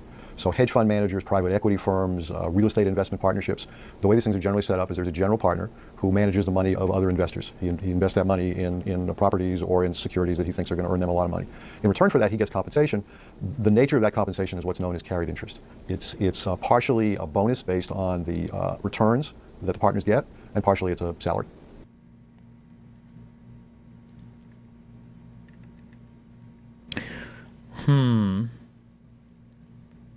Okay, so is the issue that you're basically doing work that necessarily always avoids ordinary income because all of your work involves basically trying to find stuff that does capital appreciation for your earnings? Is that the issue, I guess? So the way this works is, as we said, this is compensation that these managers get for running investment funds. Generally, they're taxed under the current law as if that compensation was a capital gain, and that means the top tax rate on that compensation is only 15%. If this were taxed as wages, like most of the rest of us are taxed, it would be taxed at a maximum rate of, well, starting next year, it's probably 39.6%. So there's a big difference between whether you pay a capital gains rate or whether you pay at what they call ordinary income rates. The question is, what is the nature of that compensation? Is that wage income or is that capital gains? The argument is that it's really wage income, that because these partners, these investment managers are putting money at risk, but the money they're putting at risk isn't their own money, it's their investors' money. That essentially what they're doing is they're just getting paid for running that money. Their argument is, well, no money is at risk, and therefore we ought to be taxed at capital gains rates. So that's what the whole debate is about. For about 4 years now, Congress has been trying to change this, what they call loophole. Oh, interesting. And taxing this income as if it were ordinary income and not as capital gains. The investment world says this is going to make it more expensive. The returns on these investments will be much lower, and it's going to hurt investment over the long run. Critics of the law say the returns on these are so high, off at 20 to 30%, that a small haircut because the managers are taking a little higher taxes is really not going to make much difference. We'll see where that goes. Oh, that's a tricky one, actually.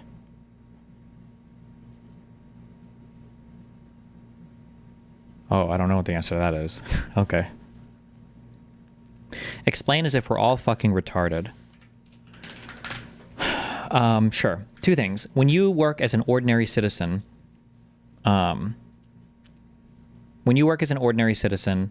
you're paid a wage, and that wage is generally subjected to, it's called ordinary income. And ordinary income means that you pay whatever the state tax rate is for ordinary income and whatever the federal tax rate is for ordinary income. Plus, you'll pay something called FICA, which is your Social Security and Medicare taxes. Outside of this thing, now ordinary income, the bracket will go up to, 38 point something percent? Hold on. ordinary income federal tax brackets.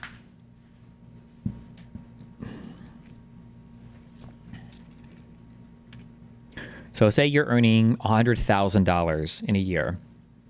That means that you're going to pay 10% of taxes on the $11,600, the first $11,600 you earn. You're going to pay 12% of the money between $11,600 and $47,000. And then on every dollar you earn past $47,000, you're paying 22% of that in federal taxes, okay? This is your federal tax bracket. And then you might have different state taxes for on ordinary income that you owe as well. Up to, if you're earning over $731,000, for every dollar past that, you're paying 37% income tax federally on that money. If you have a stock that's been invested in, and that stock appreciates in value, and then you sell that stock, the appreciation in value is considered money that you're making, but that, assuming you wait a year to sell it, that's not treated as ordinary income. That's called a capital gain. And the capital gains tax bracket is far more favorable. So let's see, I'm trying to see. 20% exceeds the threshold set for the 15. What do you have to do to get past that 15%? Like if you sell stocks that have appreciated $500,000 when you sell them, you might literally just be paying 15%. That's just it. That's the straight bracket, right? So 15%, I don't know if there's a way to go over that, but it's your capital gains bracket, I think is just, I think it might just be 15%. I thought there was a second part if you made over a certain amount, but it's generally much lower.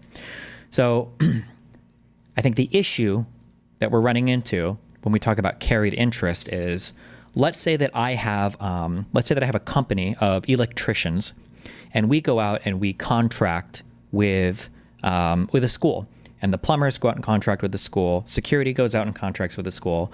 What happens is when we provide services for the school compensates my company. They pay us, and once we get paid, well, if we have a corporation, we pay corporate taxes on it, and then when we withdraw that money, or when we pay that money to the employees, all the employees pay. So we've got corporate taxes, and the employees will pay their ordinary income taxes on it.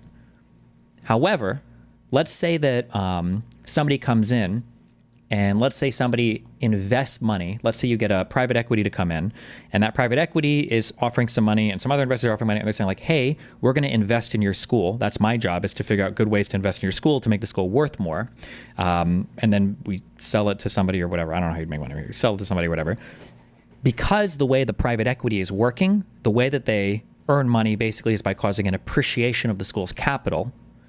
When that private equity is compensated, the money that they're compensated with, the carried interest, is referring to the fact that they're not actually getting paid a wage that would be treated as ordinary income.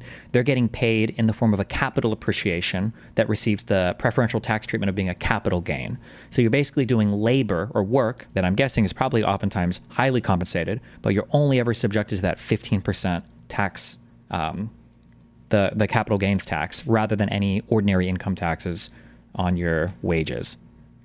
But I don't know if that's a tricky one for how to figure it out. So that what that guy said in the last video is, so some people would argue, well, the guy's doing a job, this looks like wage labor, and then other people would argue that, well, the increase is coming from capital appreciation. Like, you can't tax the appreciation of an asset as ordinary income. We just don't do that in the United States.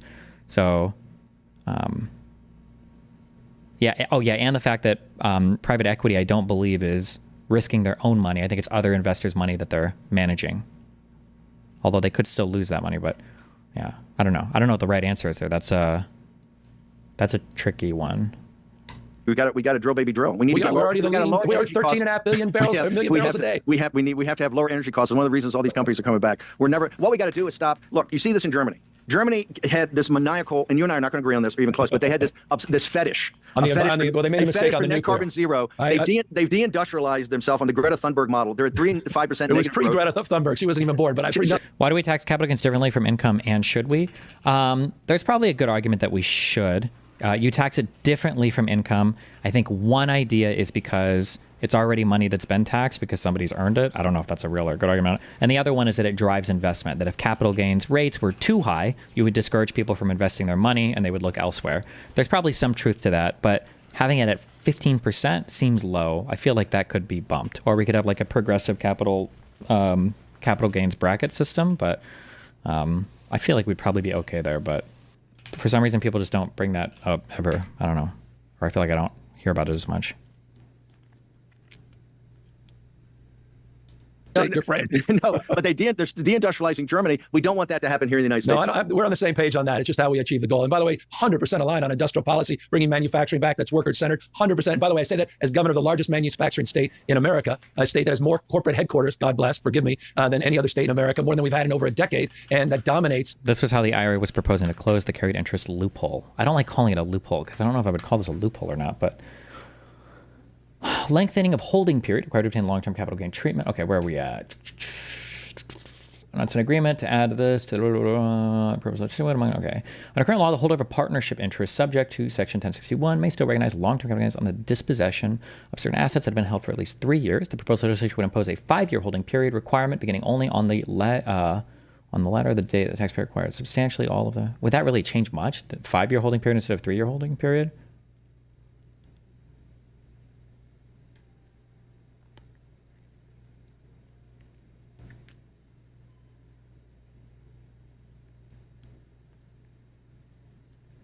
Requires investments in the first year of a 3-year investment period. May need to hold investment for at least 8 years. The fund's 3-year investment period. Plus a holding period.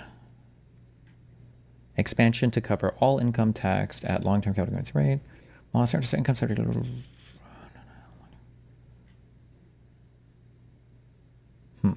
don't know.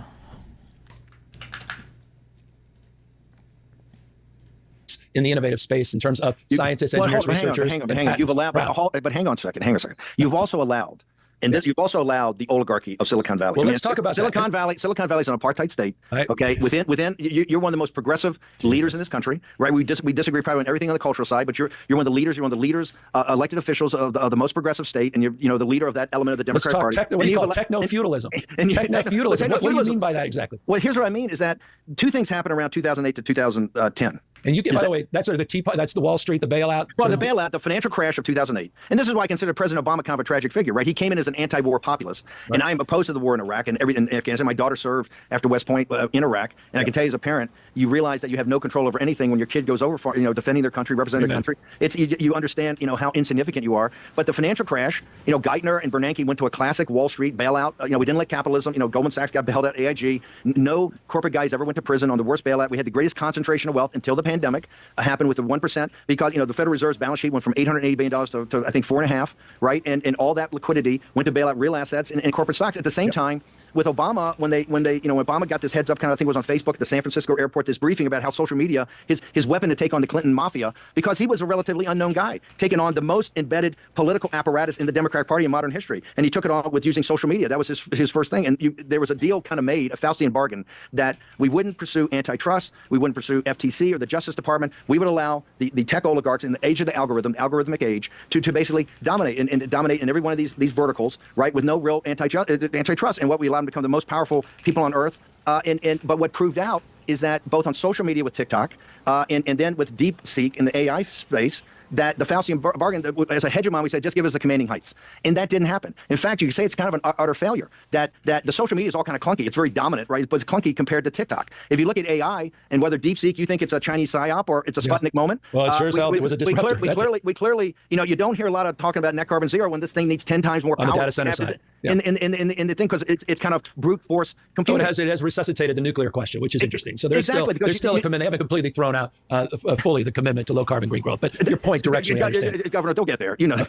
Because they don't have the power, they don't have their business model. Now, for that epic fail, they've gotten away from capitalism is about markets and profits. Okay, they are now about digital platforms and rent. They're rent seekers, and they don't believe in even open borders. These guys are techno-feudalists. That you have a digital platform, you have kind of digital serfs that serve that, and you add it to AI and what they want to do in advanced AI of cutting out all the entry level managerial, administrative, low tech work. We're gonna have a massive problem about unemployment, and they're just on their merry way. And here's what, just like the lords of easy money on Wall Street came to the Federal Reserve and the Treasury for a bailout, and no working class or middle class people, this in California, got a bailout. They paid for the bailout through the taxes. Right. What's the first thing? Silicon Valley comes, the first Those thing they come bailouts for is were we paid need a new back Mercury with program. interest, by the We way, need a but- Marshall program. We need $500 billion, and they need to turn over the Lawrence Livermore Weapons Lab in California, Sandia. We need to take control of all the national labs, and we need a $500 billion bailout because of the Sputnik moment. So they come back to the taxpayers. This is why I think these guys are very dangerous, and it's created in Silicon Valley. And I understand at the beginning there was rationale for this, but now it's not. And it's got to be, and I think you've got to be one of the leaders of it. No, if and of course, California is if we're ever going to get control of the oligarchs, you as governor and as, quite frankly, I'm curious. Damn, we're almost done with this. I'm so curious. What has Newsom stated? What his goal with this show is? Is it just to platform right wingers and then let them just go off on their political ideology, or I wonder if it's for him to like learn what these guys think, or I wonder what is the goal of this show? Frankie, the leader of that wing of the party, have got to work with us to say, hey, this can't go on any longer. First thing we need is Lena Khan. And we you love got her. rid of her. So I was going to ask you. No, I mean, but you had someone who was actually starting to deal with some of these issues, and then Trump threw her out. But correct me if I'm wrong, Governor. I don't think Kamala Harris, I don't think Lena Khan's name ever crossed the lips of Kamala Harris. I don't recall, but they never had her back. She's the first one to say that. They never had her back. She's a neo-Brandeisian after Louis Brandeis, which always warned against the concentration of private power. And also celebrated citizenship, which I appreciate. Active, not inert citizenship. Exactly. The most powerful office in our democracy. He was a big believer in human agency. Yeah. And Back to by the way, the agency. with Gil Slater's deputy, with Andrew Ferguson, also Mike Davis and Rachel Bovard on the outside, we want to break up. In fact, you see the suits right now in Northern Virginia and D.C. against Google. I mean, the hardcore populist wing of the MAGA movement really wants to target Silicon Valley and break them up. And look, I appreciate that, and you've been consistent on that for years. And obviously, it goes to, I imagine some of your issues with Elon, and we haven't even gotten to that. And I know that's all. Do you have any issues? Yeah, I know. What you called him evil, you called him a racist. You have a parasitic, illegal alien. I think was your exact phrase. Your phrase, not mine. Though we may share some commonality in terms of concern about what he's doing. But that said, let me hold it. No, hang on. Concern. You guys love it. See, you loved all the oligarchs, in particular Elon, until they flipped. And remember, all the rest of these oligarchs were all progressive Democrats until 11 p.m. I don't know, they're progressive. I don't like this framing. People liked Elon, quote unquote, before he flipped, but Elon wasn't really politically involved until the Trump administration. Like, I don't remember Elon having these huge political involvements with the Biden admin, or like he just kind of was a guy who did electric vehicles and I guess rocket stuff, but it's not even remotely the same thing. Referred to him as libertarian, and I know these guys intimately, known him for decades. So you know the danger we're dealing with. Why doesn't Donald Trump? Why doesn't President Trump, the leader of the movement, Trumpism? Without Trump, I mean, maybe it's MAGA, it's the work you're doing in that populist base. But why isn't he pushing back? He brings someone in from the Treasury, puts a Commerce Secretary. That only reinforces this. First off, at Treasury, I think you're seeing a very smart analysis about M&A and about the oligarchs. I think, look, with Gil Slater, Andrew Ferguson, I mean, these are one notch down and maybe not as well known as Lena Khan, but they're in the same school of thought of neo-Brandeisian, of this of concern about the concentration, the tremendous concentration of private power. And President Trump's working through this right now. Look, all these guys just became, their Damascene moment was 11 p.m. Eastern Standard Time on the 5th of November when Pennsylvania was called for Trump. Once that, all of them, Zuckerberg, all these guys, they became MAGA. Zuckerberg started growing the hair, working out, doing kung fu Elon was there a fighting. little bit before, it seemed. Elon was there before, after he dumped DeSantis. And Elon, I think very smartly, this goes back to the precinct. I give him tremendous credit. He saw the math of what we were doing as grassroots, of this precinct strategy, canvassing. He backed the play. I mean, and look, no one's ever written a $250 million check. When they talk, I think it's more, but that's just my humble opinion. It may be more eventually. Yeah. I think it's up to 280, but he backed it on the least sexy aspect, which is backing grassroots, going door to door. And particularly, he would go up and campaign in Pennsylvania, Michigan, and Wisconsin. Steve, and forgive me, but what's his end game? I mean, I know he wants to be the first trillionaire in the world. I mean, what's his end game here? Well, you know it. You guys, you created him, Governor. I mean, you By guys. the way, in many respects, California did. It was our regulatory process and our subsidies to create this market. You're 100% right. I think you're right about that. He left Canada to come to California. That was his, and then a big check from the federal government. But also, I don't know how politically savvy Gavin Newsom is in this alternate world of politics. This is a California governor, definitely understands mainstream, real politics, but this kind of seedy underworld of weird political stuff from Bannon. I don't know if he has any understanding of this world at all. For everybody watching, that backed his play early on when he was in deep need. He paid it back relatively quickly, but he's been the beneficiary of billions and billions and billions of dollars. 38 loans, 38 loans. I think 38. So you seriously want him to take over the Starlink, to take over the FAA and the air traffic control system? Here's what. Listen, I laid out this concept at CPAC in 17 that it was going to be, you can populist take economics, back economic now? nationalism, What? America first, national security, and the third was the deconstruction of the administrative state. Right. What Elon Musk has done, and I think this is the engineer, the better angels of Elon. That engineer's brain. I think it kicked in when he saw the strategy of how we actually win in building a coalition of working class people. He supported that in President Trump. Bots? I think now, and this is why I think he jumped on it, he sees that we have an apparatus, and I think you'd be the first to admit the administrative state that's kind of anti-democratic. It's there, and I don't care if AOC or Gavin Newsom or Bernie Sanders walks into the Oval Office, President of the United States, the deep state and the apparatus is going to do what they're going to do. They're going to look at you as just passing through. No, we refer to it in non-pejorative, but there's a clay layer of bureaucracy, and you're right, unaccountable folks making a lot of decisions, and I don't think that's wrong. But yours is a much By the more. way, then, you know what? I just had an idea. We should invite Elon, because you know these guys better. You're personal friends with these guys. Elon ought to take a California DOGE, sit down with you so you can get the ground. We've been doing it for years. But our approach, Steve, is more like Rigo. We already did this. $140 billion of savings on a $1.4 trillion budget. That was real savings, and we did it the right way, not two people with people. 400,000 positions in the Clinton administration. Your favorite family. Let Elon come out. Let Elon come out and verify that. I think for the nation it'd be good and be good. But he hasn't done that. There's a recklessness to what he's doing. Let's go back to DOGE. What he's trying to do is get the waste, fraud, and abuse and identified. He has identified USAID, which people have been working on for years. They've done a good job there. The others is $20 billion in Citicorp. Where it went. I think people are going to eventually need more details. I think he said he's going to provide more details. They just went to federal court last night. A judge ruled. I love that, Steve. I love that you're defending him now. By the way, he's been pretty soft on you. Hang on. He hasn't attacked you back, which is interesting to me. He's marginally attacked you back. I'm curious your private thoughts on that. Why do you think he's a little scared of you, isn't he? No, I don't think Elon's. I think he is a little bit. That's my personal opinion. Absolutely I'm just a Mick that yells into a microphone. But Governor, no. I think it's important. I don't know if Bannon has any more sway in the current admin. It seems like Trump is kind of like totally like blown past people like Bannon in favor of more of the techno libertarian dipshits. That's what it feels like, at least. I could be wrong. And this is why I think, let's get back to why President Trump won again. You have basically working class people, middle class, particularly lower down the chains. They've seen the bailouts on Wall Street. Yep. They've seen the oligarchs be made. They don't think they have agency. In a global supply chain, they think they're just a cog in the machine, that their voice is not heard, right? They're kind of dismissed culturally. They're considered, and I don't care if you're black, Hispanic, or white working class. It's not a race thing. It's ethnicity. You're just dismissed as not being important. Now with AI coming up, they see that even their children that went to college in that important 10 years that you get out of school, administrative, tech, managerial, are probably not going to be there or be there in some dramatically different way than you came up and your dad came up and my dad and myself. Yep. So I think they see that in the institutions that were supposed to be there to be protective, people question, and the polling shows this categorically. And that's why a guy like Trump comes up and he says, look, in D.C., not in the room, not in the deal. And I'm going to put you in the room. And people feel comfortable. That's why they love this kind of days of thunder and every day flood the zone what President Trump is doing. And President Trump, and you know, because you know him very well, he has a visceral connection with working class people that people in politics haven't had, for generations. He just has his working class and middle class. They trust him and they believe in him. And he's designated Elon. I've got a lot of problems with Elon, and you know that. Elon knows it. But what I do admire is that he is trying to get this situation to get the waste, fraud, and abuse out. I hope it gets to $1 trillion. I'm his biggest supporter of that. I don't think we're going to get there. No, back to your point, that's deep programmatic cuts. That's deep consequence.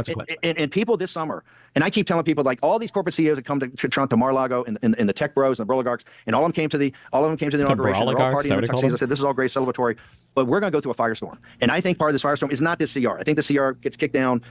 But this summer, when you start to go through the programmatic changes that you have to have, we have to get control of federal spending. If we don't, we're never going to get rid of inflation. That is going to be the acid test. When you talk about defense, you're going to have the hawks and a lot of other people in the neocons in your grill. When you talk about what has to happen to Medicaid, people are going there. When you talk about the social programs, you talk about SNAP, you talk about these, we are about to have a national conversation that we've never had. We've never, and there's no easy alternatives. All the easy alternatives we left, a decade or a couple of decades ago. Like, I don't like, I don't know what Gavin's point is with this program or what his goal is, because Bannon is presenting some things, but like only like half presenting them. Like when Bannon is talking about cutting the deficit and cutting all this here, Bannon doesn't care really about just cutting the deficit. He wants like a meaningfully different kind of federal government, right? He wants to meaningfully change what the federal government does or what it's in charge of or whatever. It's not just a matter of like, oh no, I just want to like cut the debt or cut the deficit. Like it's more than that. But this is going to get down to say, hey, we need to get the deficit to under $1 trillion or like 3.5%. We're never going to, people should, and your audience should understand something. We will never pay off 1 penny of the face amount of the debt. As we increase this now about every 100 days of another $1 trillion, it's just the interest. Right now, it's the gross interest charge, I think, is $1.4 trillion, which is the way it's got to be looked, not net, because they kind of take the interest on the bonds we sell ourselves and they net it out, which I think is unfair accounting. You got to look at the gross. Right now, it's significantly over the Defense Department. And I would tell people, too, as we kind of wrap up or get close to wrap up, in the history of countries, no country's ever come back economically that its GDP, that its debt's above its GDP, and we are now at that space. In addition, no nation on national security has ever survived as a major power when the interest payments on their debt go above what they pay for national security. I don't $1 trillion, we are now over our national security right now is $1 trillion. But how long is like the modern era of central banking and all of this? Aren't we like literally within like 100 years of this? Can we even make these statements? Like they have any kind of actual predictive power? and we are thinking about $1.2 trillion to $1.4 trillion in interest payments alone. Yeah, that money but Steve, that's why this tax cuts, extending the tax cuts, is reckless in this respect. I don't agree with that. I think if you want to have, Governor, we're at 1.8. By definition, that substantially increases the problem. If you want to have a shot, to get the 3.5-4% growth, you got to have a supply side tax cut. And by the way, for people, it's just keeping the tax cut they have today. For people, I know that's the frame. Though you want to see it increased on corporations in the 1%. I want to see corporations stay. I don't want to see a cut. But on the upper brackets, I don't want to see extension. I want them to go back to the old rates, and they have to pay the old rates. And then additionally, if they can't help us get this under control, I'm all for increasing taxes on the. They will have a tax increase if President Trump doesn't extend it. But then I think we'll have another tax increase. The 1%, the top 3%, unless because they control Washington, D.C., unless they work together with working class and middle class people to get this spending out of control and get all the corporate welfare out of this, because we hate crony capitalism and corporate welfare. Except for oil and gas, apparently, Steve. Come on, $3 billion right there. You've got to generate lower energy costs. Like, Bannon doesn't care about crony capitalism insofar as oil and gas and stuff is concerned, because those are like nationalist. Like, this would almost be like Hitler-esque. He'd probably be in favor of nationalizing or like privatizing these things so that oligarchs that are loyal to Trump could run them. Like, Bannon is way more okay with things like energy production than, like big tech or whatever. There are exceptions apparently to the rule. First off, you finally admitted for the first time the net carbon fetish is. I haven't admitted. I've been pretty clear on this whole frame, but I'm not naive about it. But also, by the way, I don't know what more evidence you guys need of Mother Nature's fury than we've had in the last year. But that's another conversation for another day. And that's not fanaticism. That's called pragmatism. Eventually, you work with Rouhani and Fetterman. You'll become more of a populist nationalist, and then you'll probably have a bright future. Hey, Steve, I really enjoyed this conversation. I think it's incredibly valuable, and I appreciate the spirit to which we were able to engage. And I hope we can continue the conversation, and I hope we get out of this week without any further disruptions. It's been a hell of a beginning of administration, and I appreciate your advocacy. I also appreciate that you call balls and strikes as it relates to what you're seeing with the administration. I also think that for your audience, there's a saying that there are decades in which nothing happens, and there are weeks in which decades happen. We're living in that time right now. So whatever happens this week, next week, it's going to be quite intense. We have an economy to turn around geostrategically. The beginning of the kinetic part of the Third World War has got to be stopped. So we're living history every day, and I'm just honored you had me on here, and we were able to conduct this in some level of decency. I appreciate it, Steve. Thanks for joining us. Thank you, Governor. Appreciate you. Thank you. I don't know the point. Curious, huh?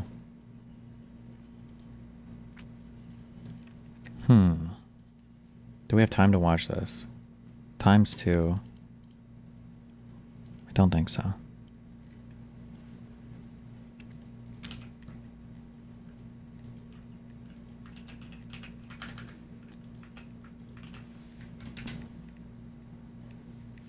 That is an adjustment will involve bringing back our manufacturing, our factories here. We lost 90,000 factories.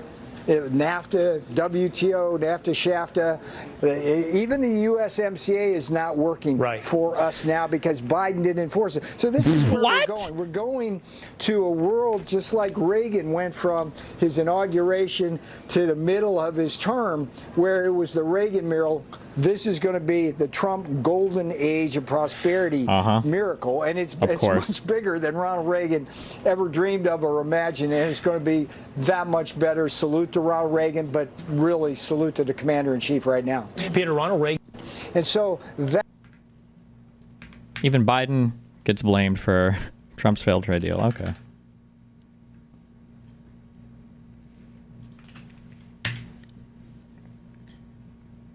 Somebody like this guy. Great, Michael. Power plant will take his beautiful wife, Mary, and I want to thank you both for being here. The first official visit to the White House, so thank you very much for being here with us. Thank you. I also want to extend a special welcome to Ireland's ambassador to the United States, Geraldine Boom. And you, where are you, Geraldine? Boom. You are Geraldine Byrne Nason. And you're going to be working with this gentleman right here. He's a very great golfer, one of the best golfers that you'll ever see. He'll be playing golf all day long. He'll take clients out to play golf, but he's won many, many club championships. And Ed Walsh, congratulations. Great. Good to be great.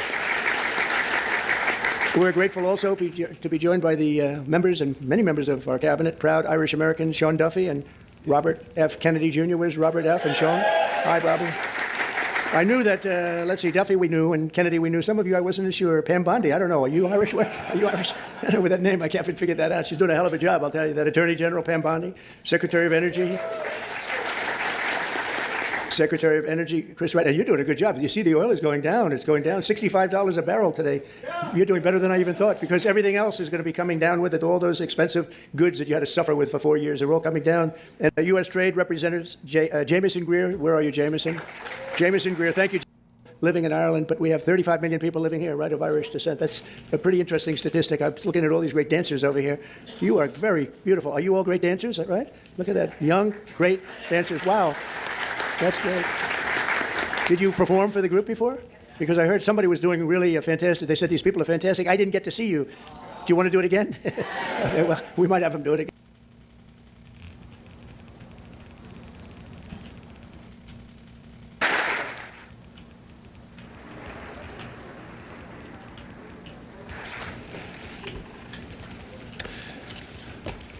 President Trump, distinguished guests, it is a singular honour to represent the people of Ireland as we gather to celebrate St. Patrick's Day.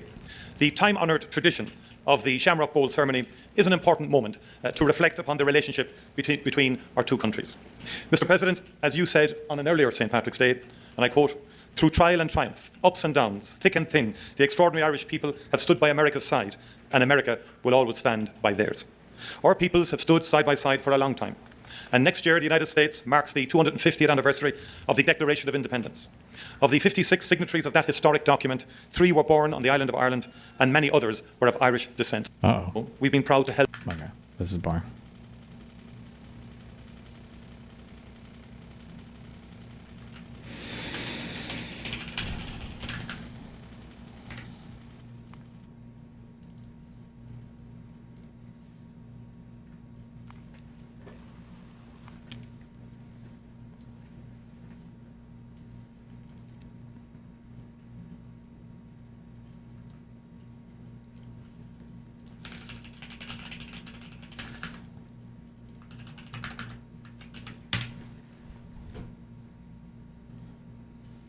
I mean, domestically, he's tanking the economy single-handed with the tariffs.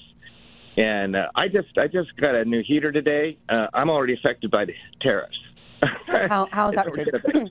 The parts are, they say, up 8 to 10% already, just in parts for the heater. So I ended up getting a new heater. But the company told you that? The company that you bought it from? Mm-hmm. Right. And they passed on that 8 to 10% to you. So you paid an extra. Okay. Yeah, and this is for every kind of part from outside the country, and no matter what it is.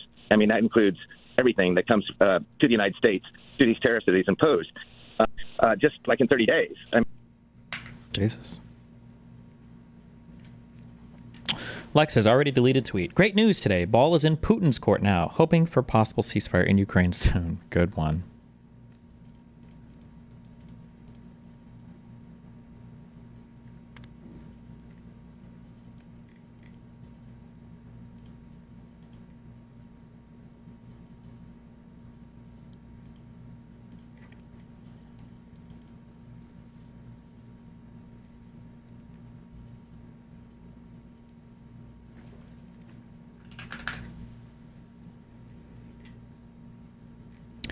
If Ukraine really did attack Twitter, I think the only logical thing is for Elon to sign a ceasefire immediately, give them half of Twitter, and make sure he says thank you. But hey, stand true.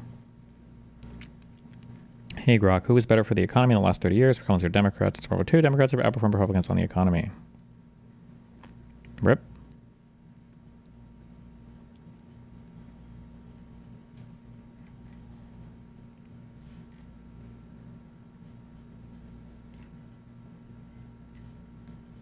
Okay.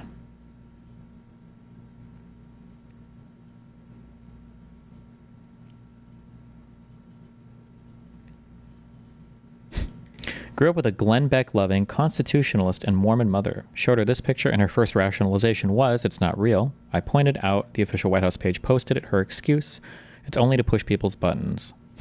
Paste.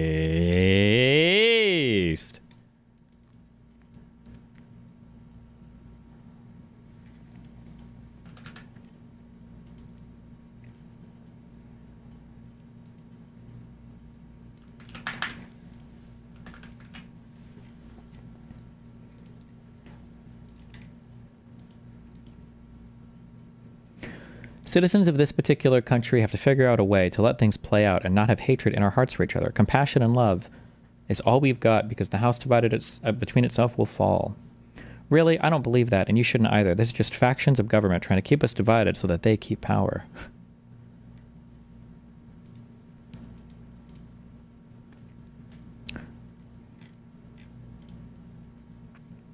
So I looked at the picture. I figured it was a magazine and I blew it off. I don't believe you said anything about it being from the White House at the time. If it is from the White House, it's stupid that they're doing stuff like that. It's only to push people's buttons. But no, I think it's wrong, stupid, and unhelpful. Meh.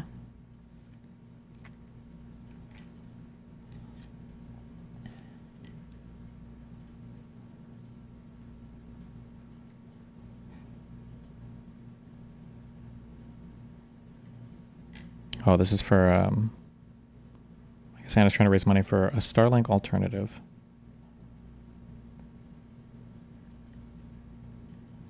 I don't even know how that works, but... Oh. Wait, 7 days ago. How the fuck is this popping up?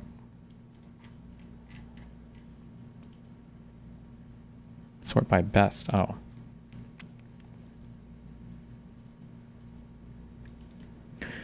Seen a lot of Obama as a war criminal. Do you know anything about it? Yeah, but it's stupid. I mean, you say war criminal? By who? Who charged Obama? With what crime? What are you talking about? No one will ever have an answer for that. They'll just vaguely allude to something about the drone strike of the American citizen, I think, in Yemen. And it'll be like, okay, was that illegal? Who said it was illegal? Has anybody issued an opinion thinking it was illegal? Does anybody, like, just, people just like to use words. The best words. When did Brian Cohen be Kyle Kulinski? Jesus.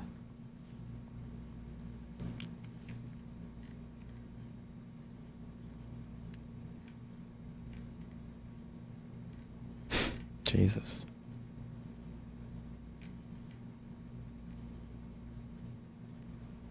U.S. Supreme Court weakens rules on discharge of raw sewage into water supplies. Based?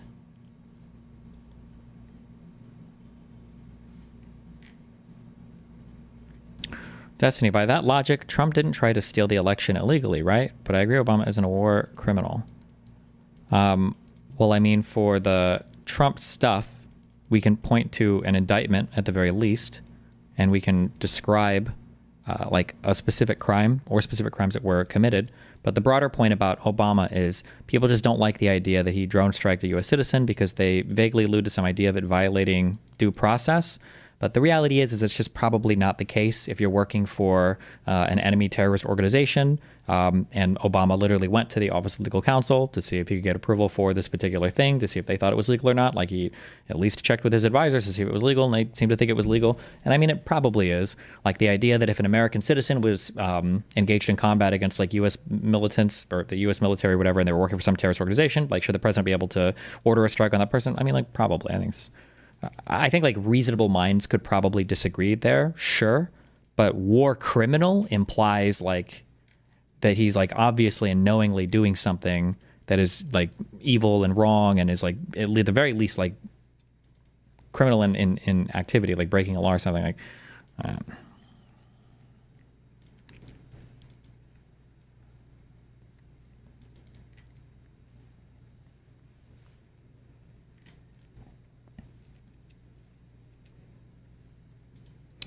My wife will likely lose her job because of Department of Education cuts. I already read this earlier. This guy's wife was the chief DEI administrator. RIP.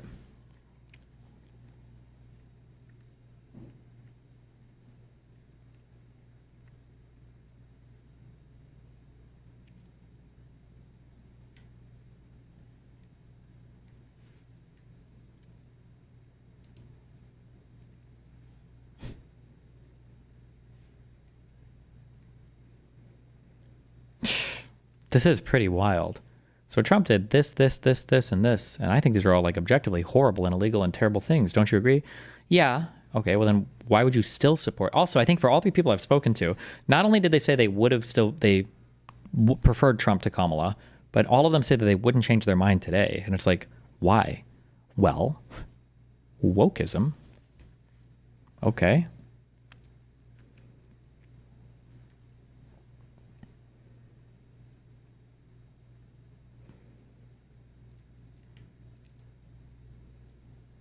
Holy shit. She's in Interstellar.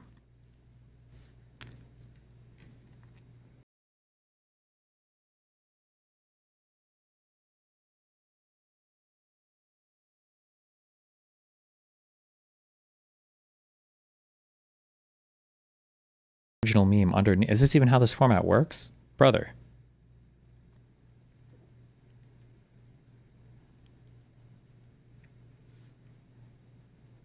Get up to $1,000 off the purchase of a Tesla with my referral link. This is labeled shitpost, right? Oh, it's Mark 8. Or MK8. Holy shit. I remember the, we might be close to this reality, but people thought it would be Russia. Fuck, what was the meme?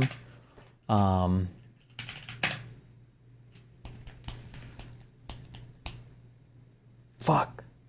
That game. It was like the most famous mobile game in the world. Everybody was doing ads for it.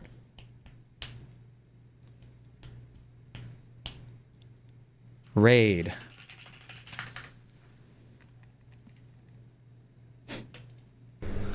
А с националистическими формированиями, которые, как известно, и несут прямую ответственность за геноцид на Донбассе и кровь мирных граждан народных республик.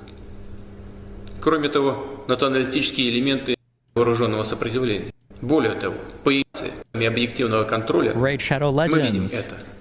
Бендеровцы и неонацисты выставляют тяжелое вооружение, в том числе системы залпового огня, прямо в центральных районах крупных городов, включая Киев и Харьков.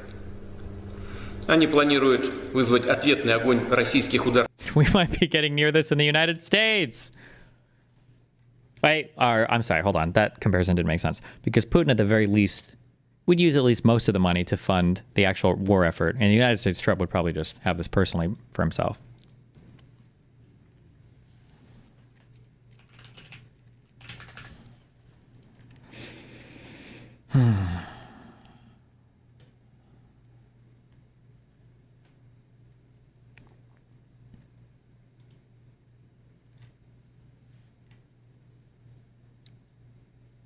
Lisa Paris of LaGrange, KY, Kentucky, and her husband were expecting a market reset within the next year, but were still surprised by the sluggish economy or economic performance during the first months of Trump's return to office.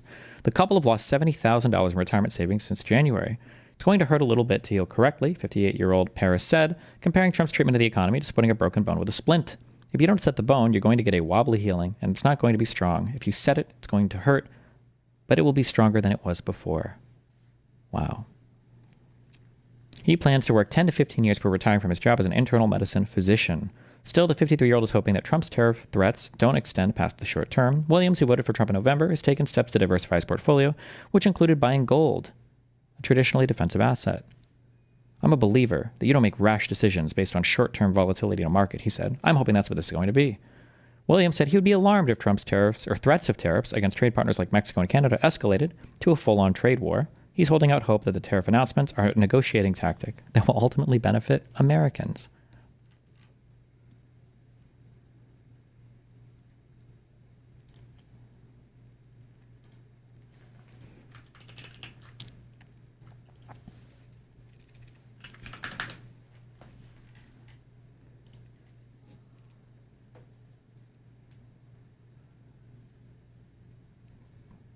Jesus. Somebody said that this continuing resolution bill, remember before how we said that Congress technically, although they probably wouldn't get the majority to do it, they could technically vote to rescind certain declarations of emergency that are giving Trump the power to do the things that he's doing with the tariffs. Supposedly the CR thing, oh, wait.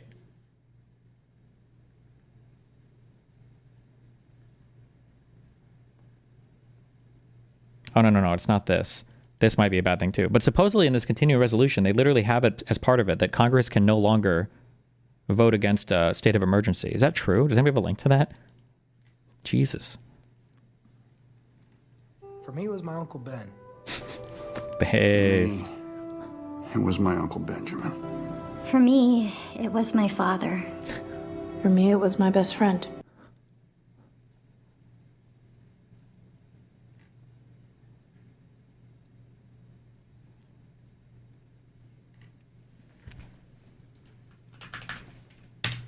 This is Okay, fuck it. We'll watch this. And then I'm switching over. indeed a sad morning. Very sad morning. When this committee, the oldest and most continuous in the Congress, neglects its responsibility and essentially holds this hearing today to block any further discussion. Wait, real quick. House GOP leaders tucked the provision into a procedural measure needed to pass a government spending bill. Republicans quietly cede power to cancel Trump's tariffs, avoiding a tough vote.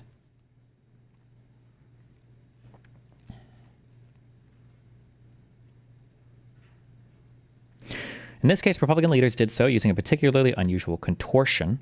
They essentially declared the rest of the year one long day, nullifying a law that allows the House and Senate to jointly put an end to a disaster declared by the president. This is so fucking retarded.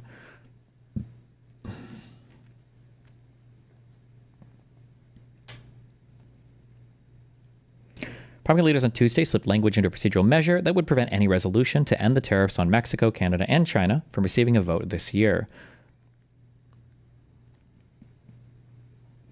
The national emergency law lays out a fast-track process for Congress to consider a resolution ending a presidential emergency, requiring committee consideration within 15 calendar days after one is introduced and a floor vote within 3 days after that. But the language House Republicans inserted in their measure on Tuesday declared that each day for the remainder of the 119th Congress shall not constitute a calendar day for the purposes of the emergency that Mr. Trump declared on February 1st.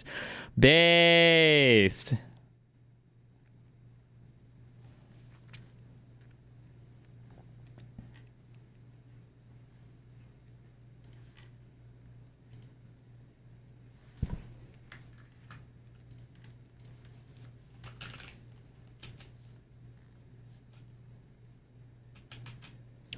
Provides that each day for the remainder of the first session of the 119th Congress shall not constitute a calendar day for purposes of Section 202 of the National Emergencies Act, with respect to a joint resolution terminating a national emergency declared by the president on February 1st, 2025. Bro, this is like Reddit lawyering. This is it.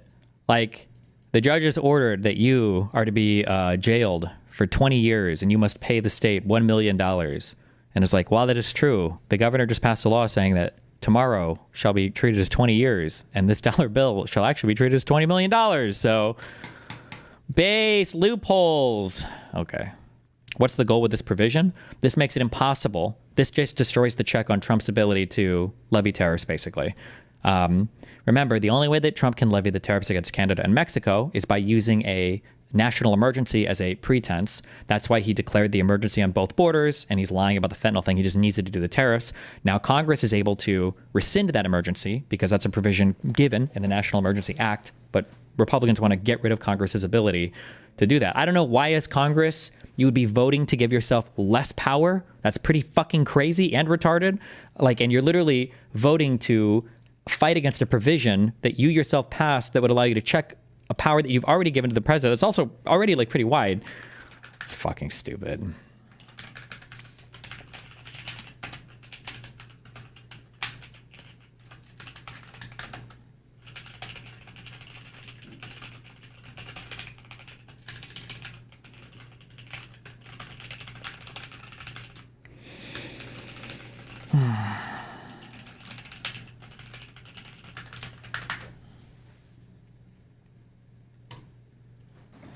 The men and women on this committee are good people.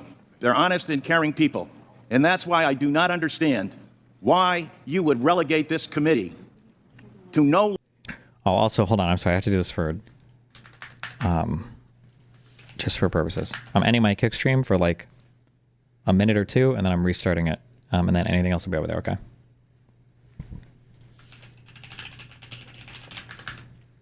So if you're on kick, I'm sorry. I love you. I'll be back in like 1 minute. No longer being of significance and resort to saying you will do whatever Elon Musk and Donald Trump tell you to do. Where's the independence of the committee? Where's the legislature? We're an equal branch of government. And you start off with a blather, and yet look at the empty seats here. Where's Elon Musk? I'm sure he's a genius and is a very credible person because of the wealth he's accumulated. But that does not put him above the law or the responsibility to come before this committee in this Congress. If he's so great, if these plans and all the fraud and abuse that he found are so evident, why isn't he here explaining it? They never, ever, ever do that. They never have to have their people testify. It's only Democrats. It's only Hillary Clinton for 11 hours. It's only Hunter Biden if they think they can get him on a crime. It's only Democrats that have to come and testify over and over and over and over again. It's only Zuckerberg and them when the Republicans think they've done something wrong, but never when they're on their side. They never, ever, ever have to come and testify if they're being accused by the Democrat side of things. It's so unbelievably unhinged. You know why. Because he's out to privatize Social Security. He's been on television the last couple of days talking exactly about Social Security, Medicare, and Medicaid, and what he intends to do. Privatize it. The American people, some of them may have been born at night, but not last night. People are aware of this. Every single one of your districts, all the money that comes in monthly, and you as a Congress, have not done anything in more than 54 years. And now you have someone coming in to privatize a system, something you have longed to do going back to 1982, because Elon Musk thinks that this is the best thing to do. President Trump has called Social Security a scam. Elon Musk, as Mr. Neal said, called it a Ponzi scheme. Ask that of the people in your district. Ask that, Mr. Smith, of the more than 198,000 people in your district who rely on Social Security, and you won't even let the person who's planning to privatize it, who's telling the big lie in front of everyone, bold as he possibly can, saying, this is what we're going to do. The Congress is in our back pocket. We don't even have to come before them and testify because we control the House, we control the Senate, and we control the presidency. And it's the tyranny of the executive. It's why these resolutions were first adopted back in 1789, because the founding fathers knew that the executive branch does not have total authority over the legislature unless you have a willing party that says, no, we're going to do exactly what you tell us to do, Mr. Musk and Mr. President. It doesn't matter to our constituents. It doesn't matter how much money they are not going to receive. We're not even going to tell them the truth about what's going to happen to them. And every single one of these districts where they're being shut down and their personnel, and as Mr. Neal said, then after you cut and eliminate the people, say the agency isn't responding accordingly. No other agency operates for under less than 1%. With that, they administer to over 70 million people in the nation's #1 anti-poverty program for the elderly and children. Shame! Shame! Can't bring people in front of this body? If he's right, if they're so good, if they're so just, why aren't they here telling the American people about it? They're not, because you know the truth. It's about privatization. I yield back. Rip.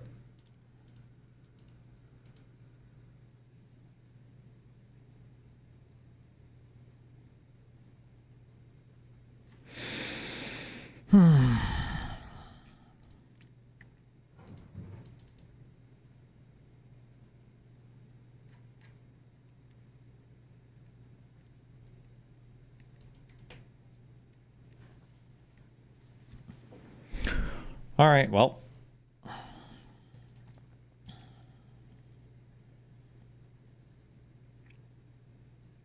I love you guys. Going downstairs. Kick.com/Destiny. Good luck. Be careful.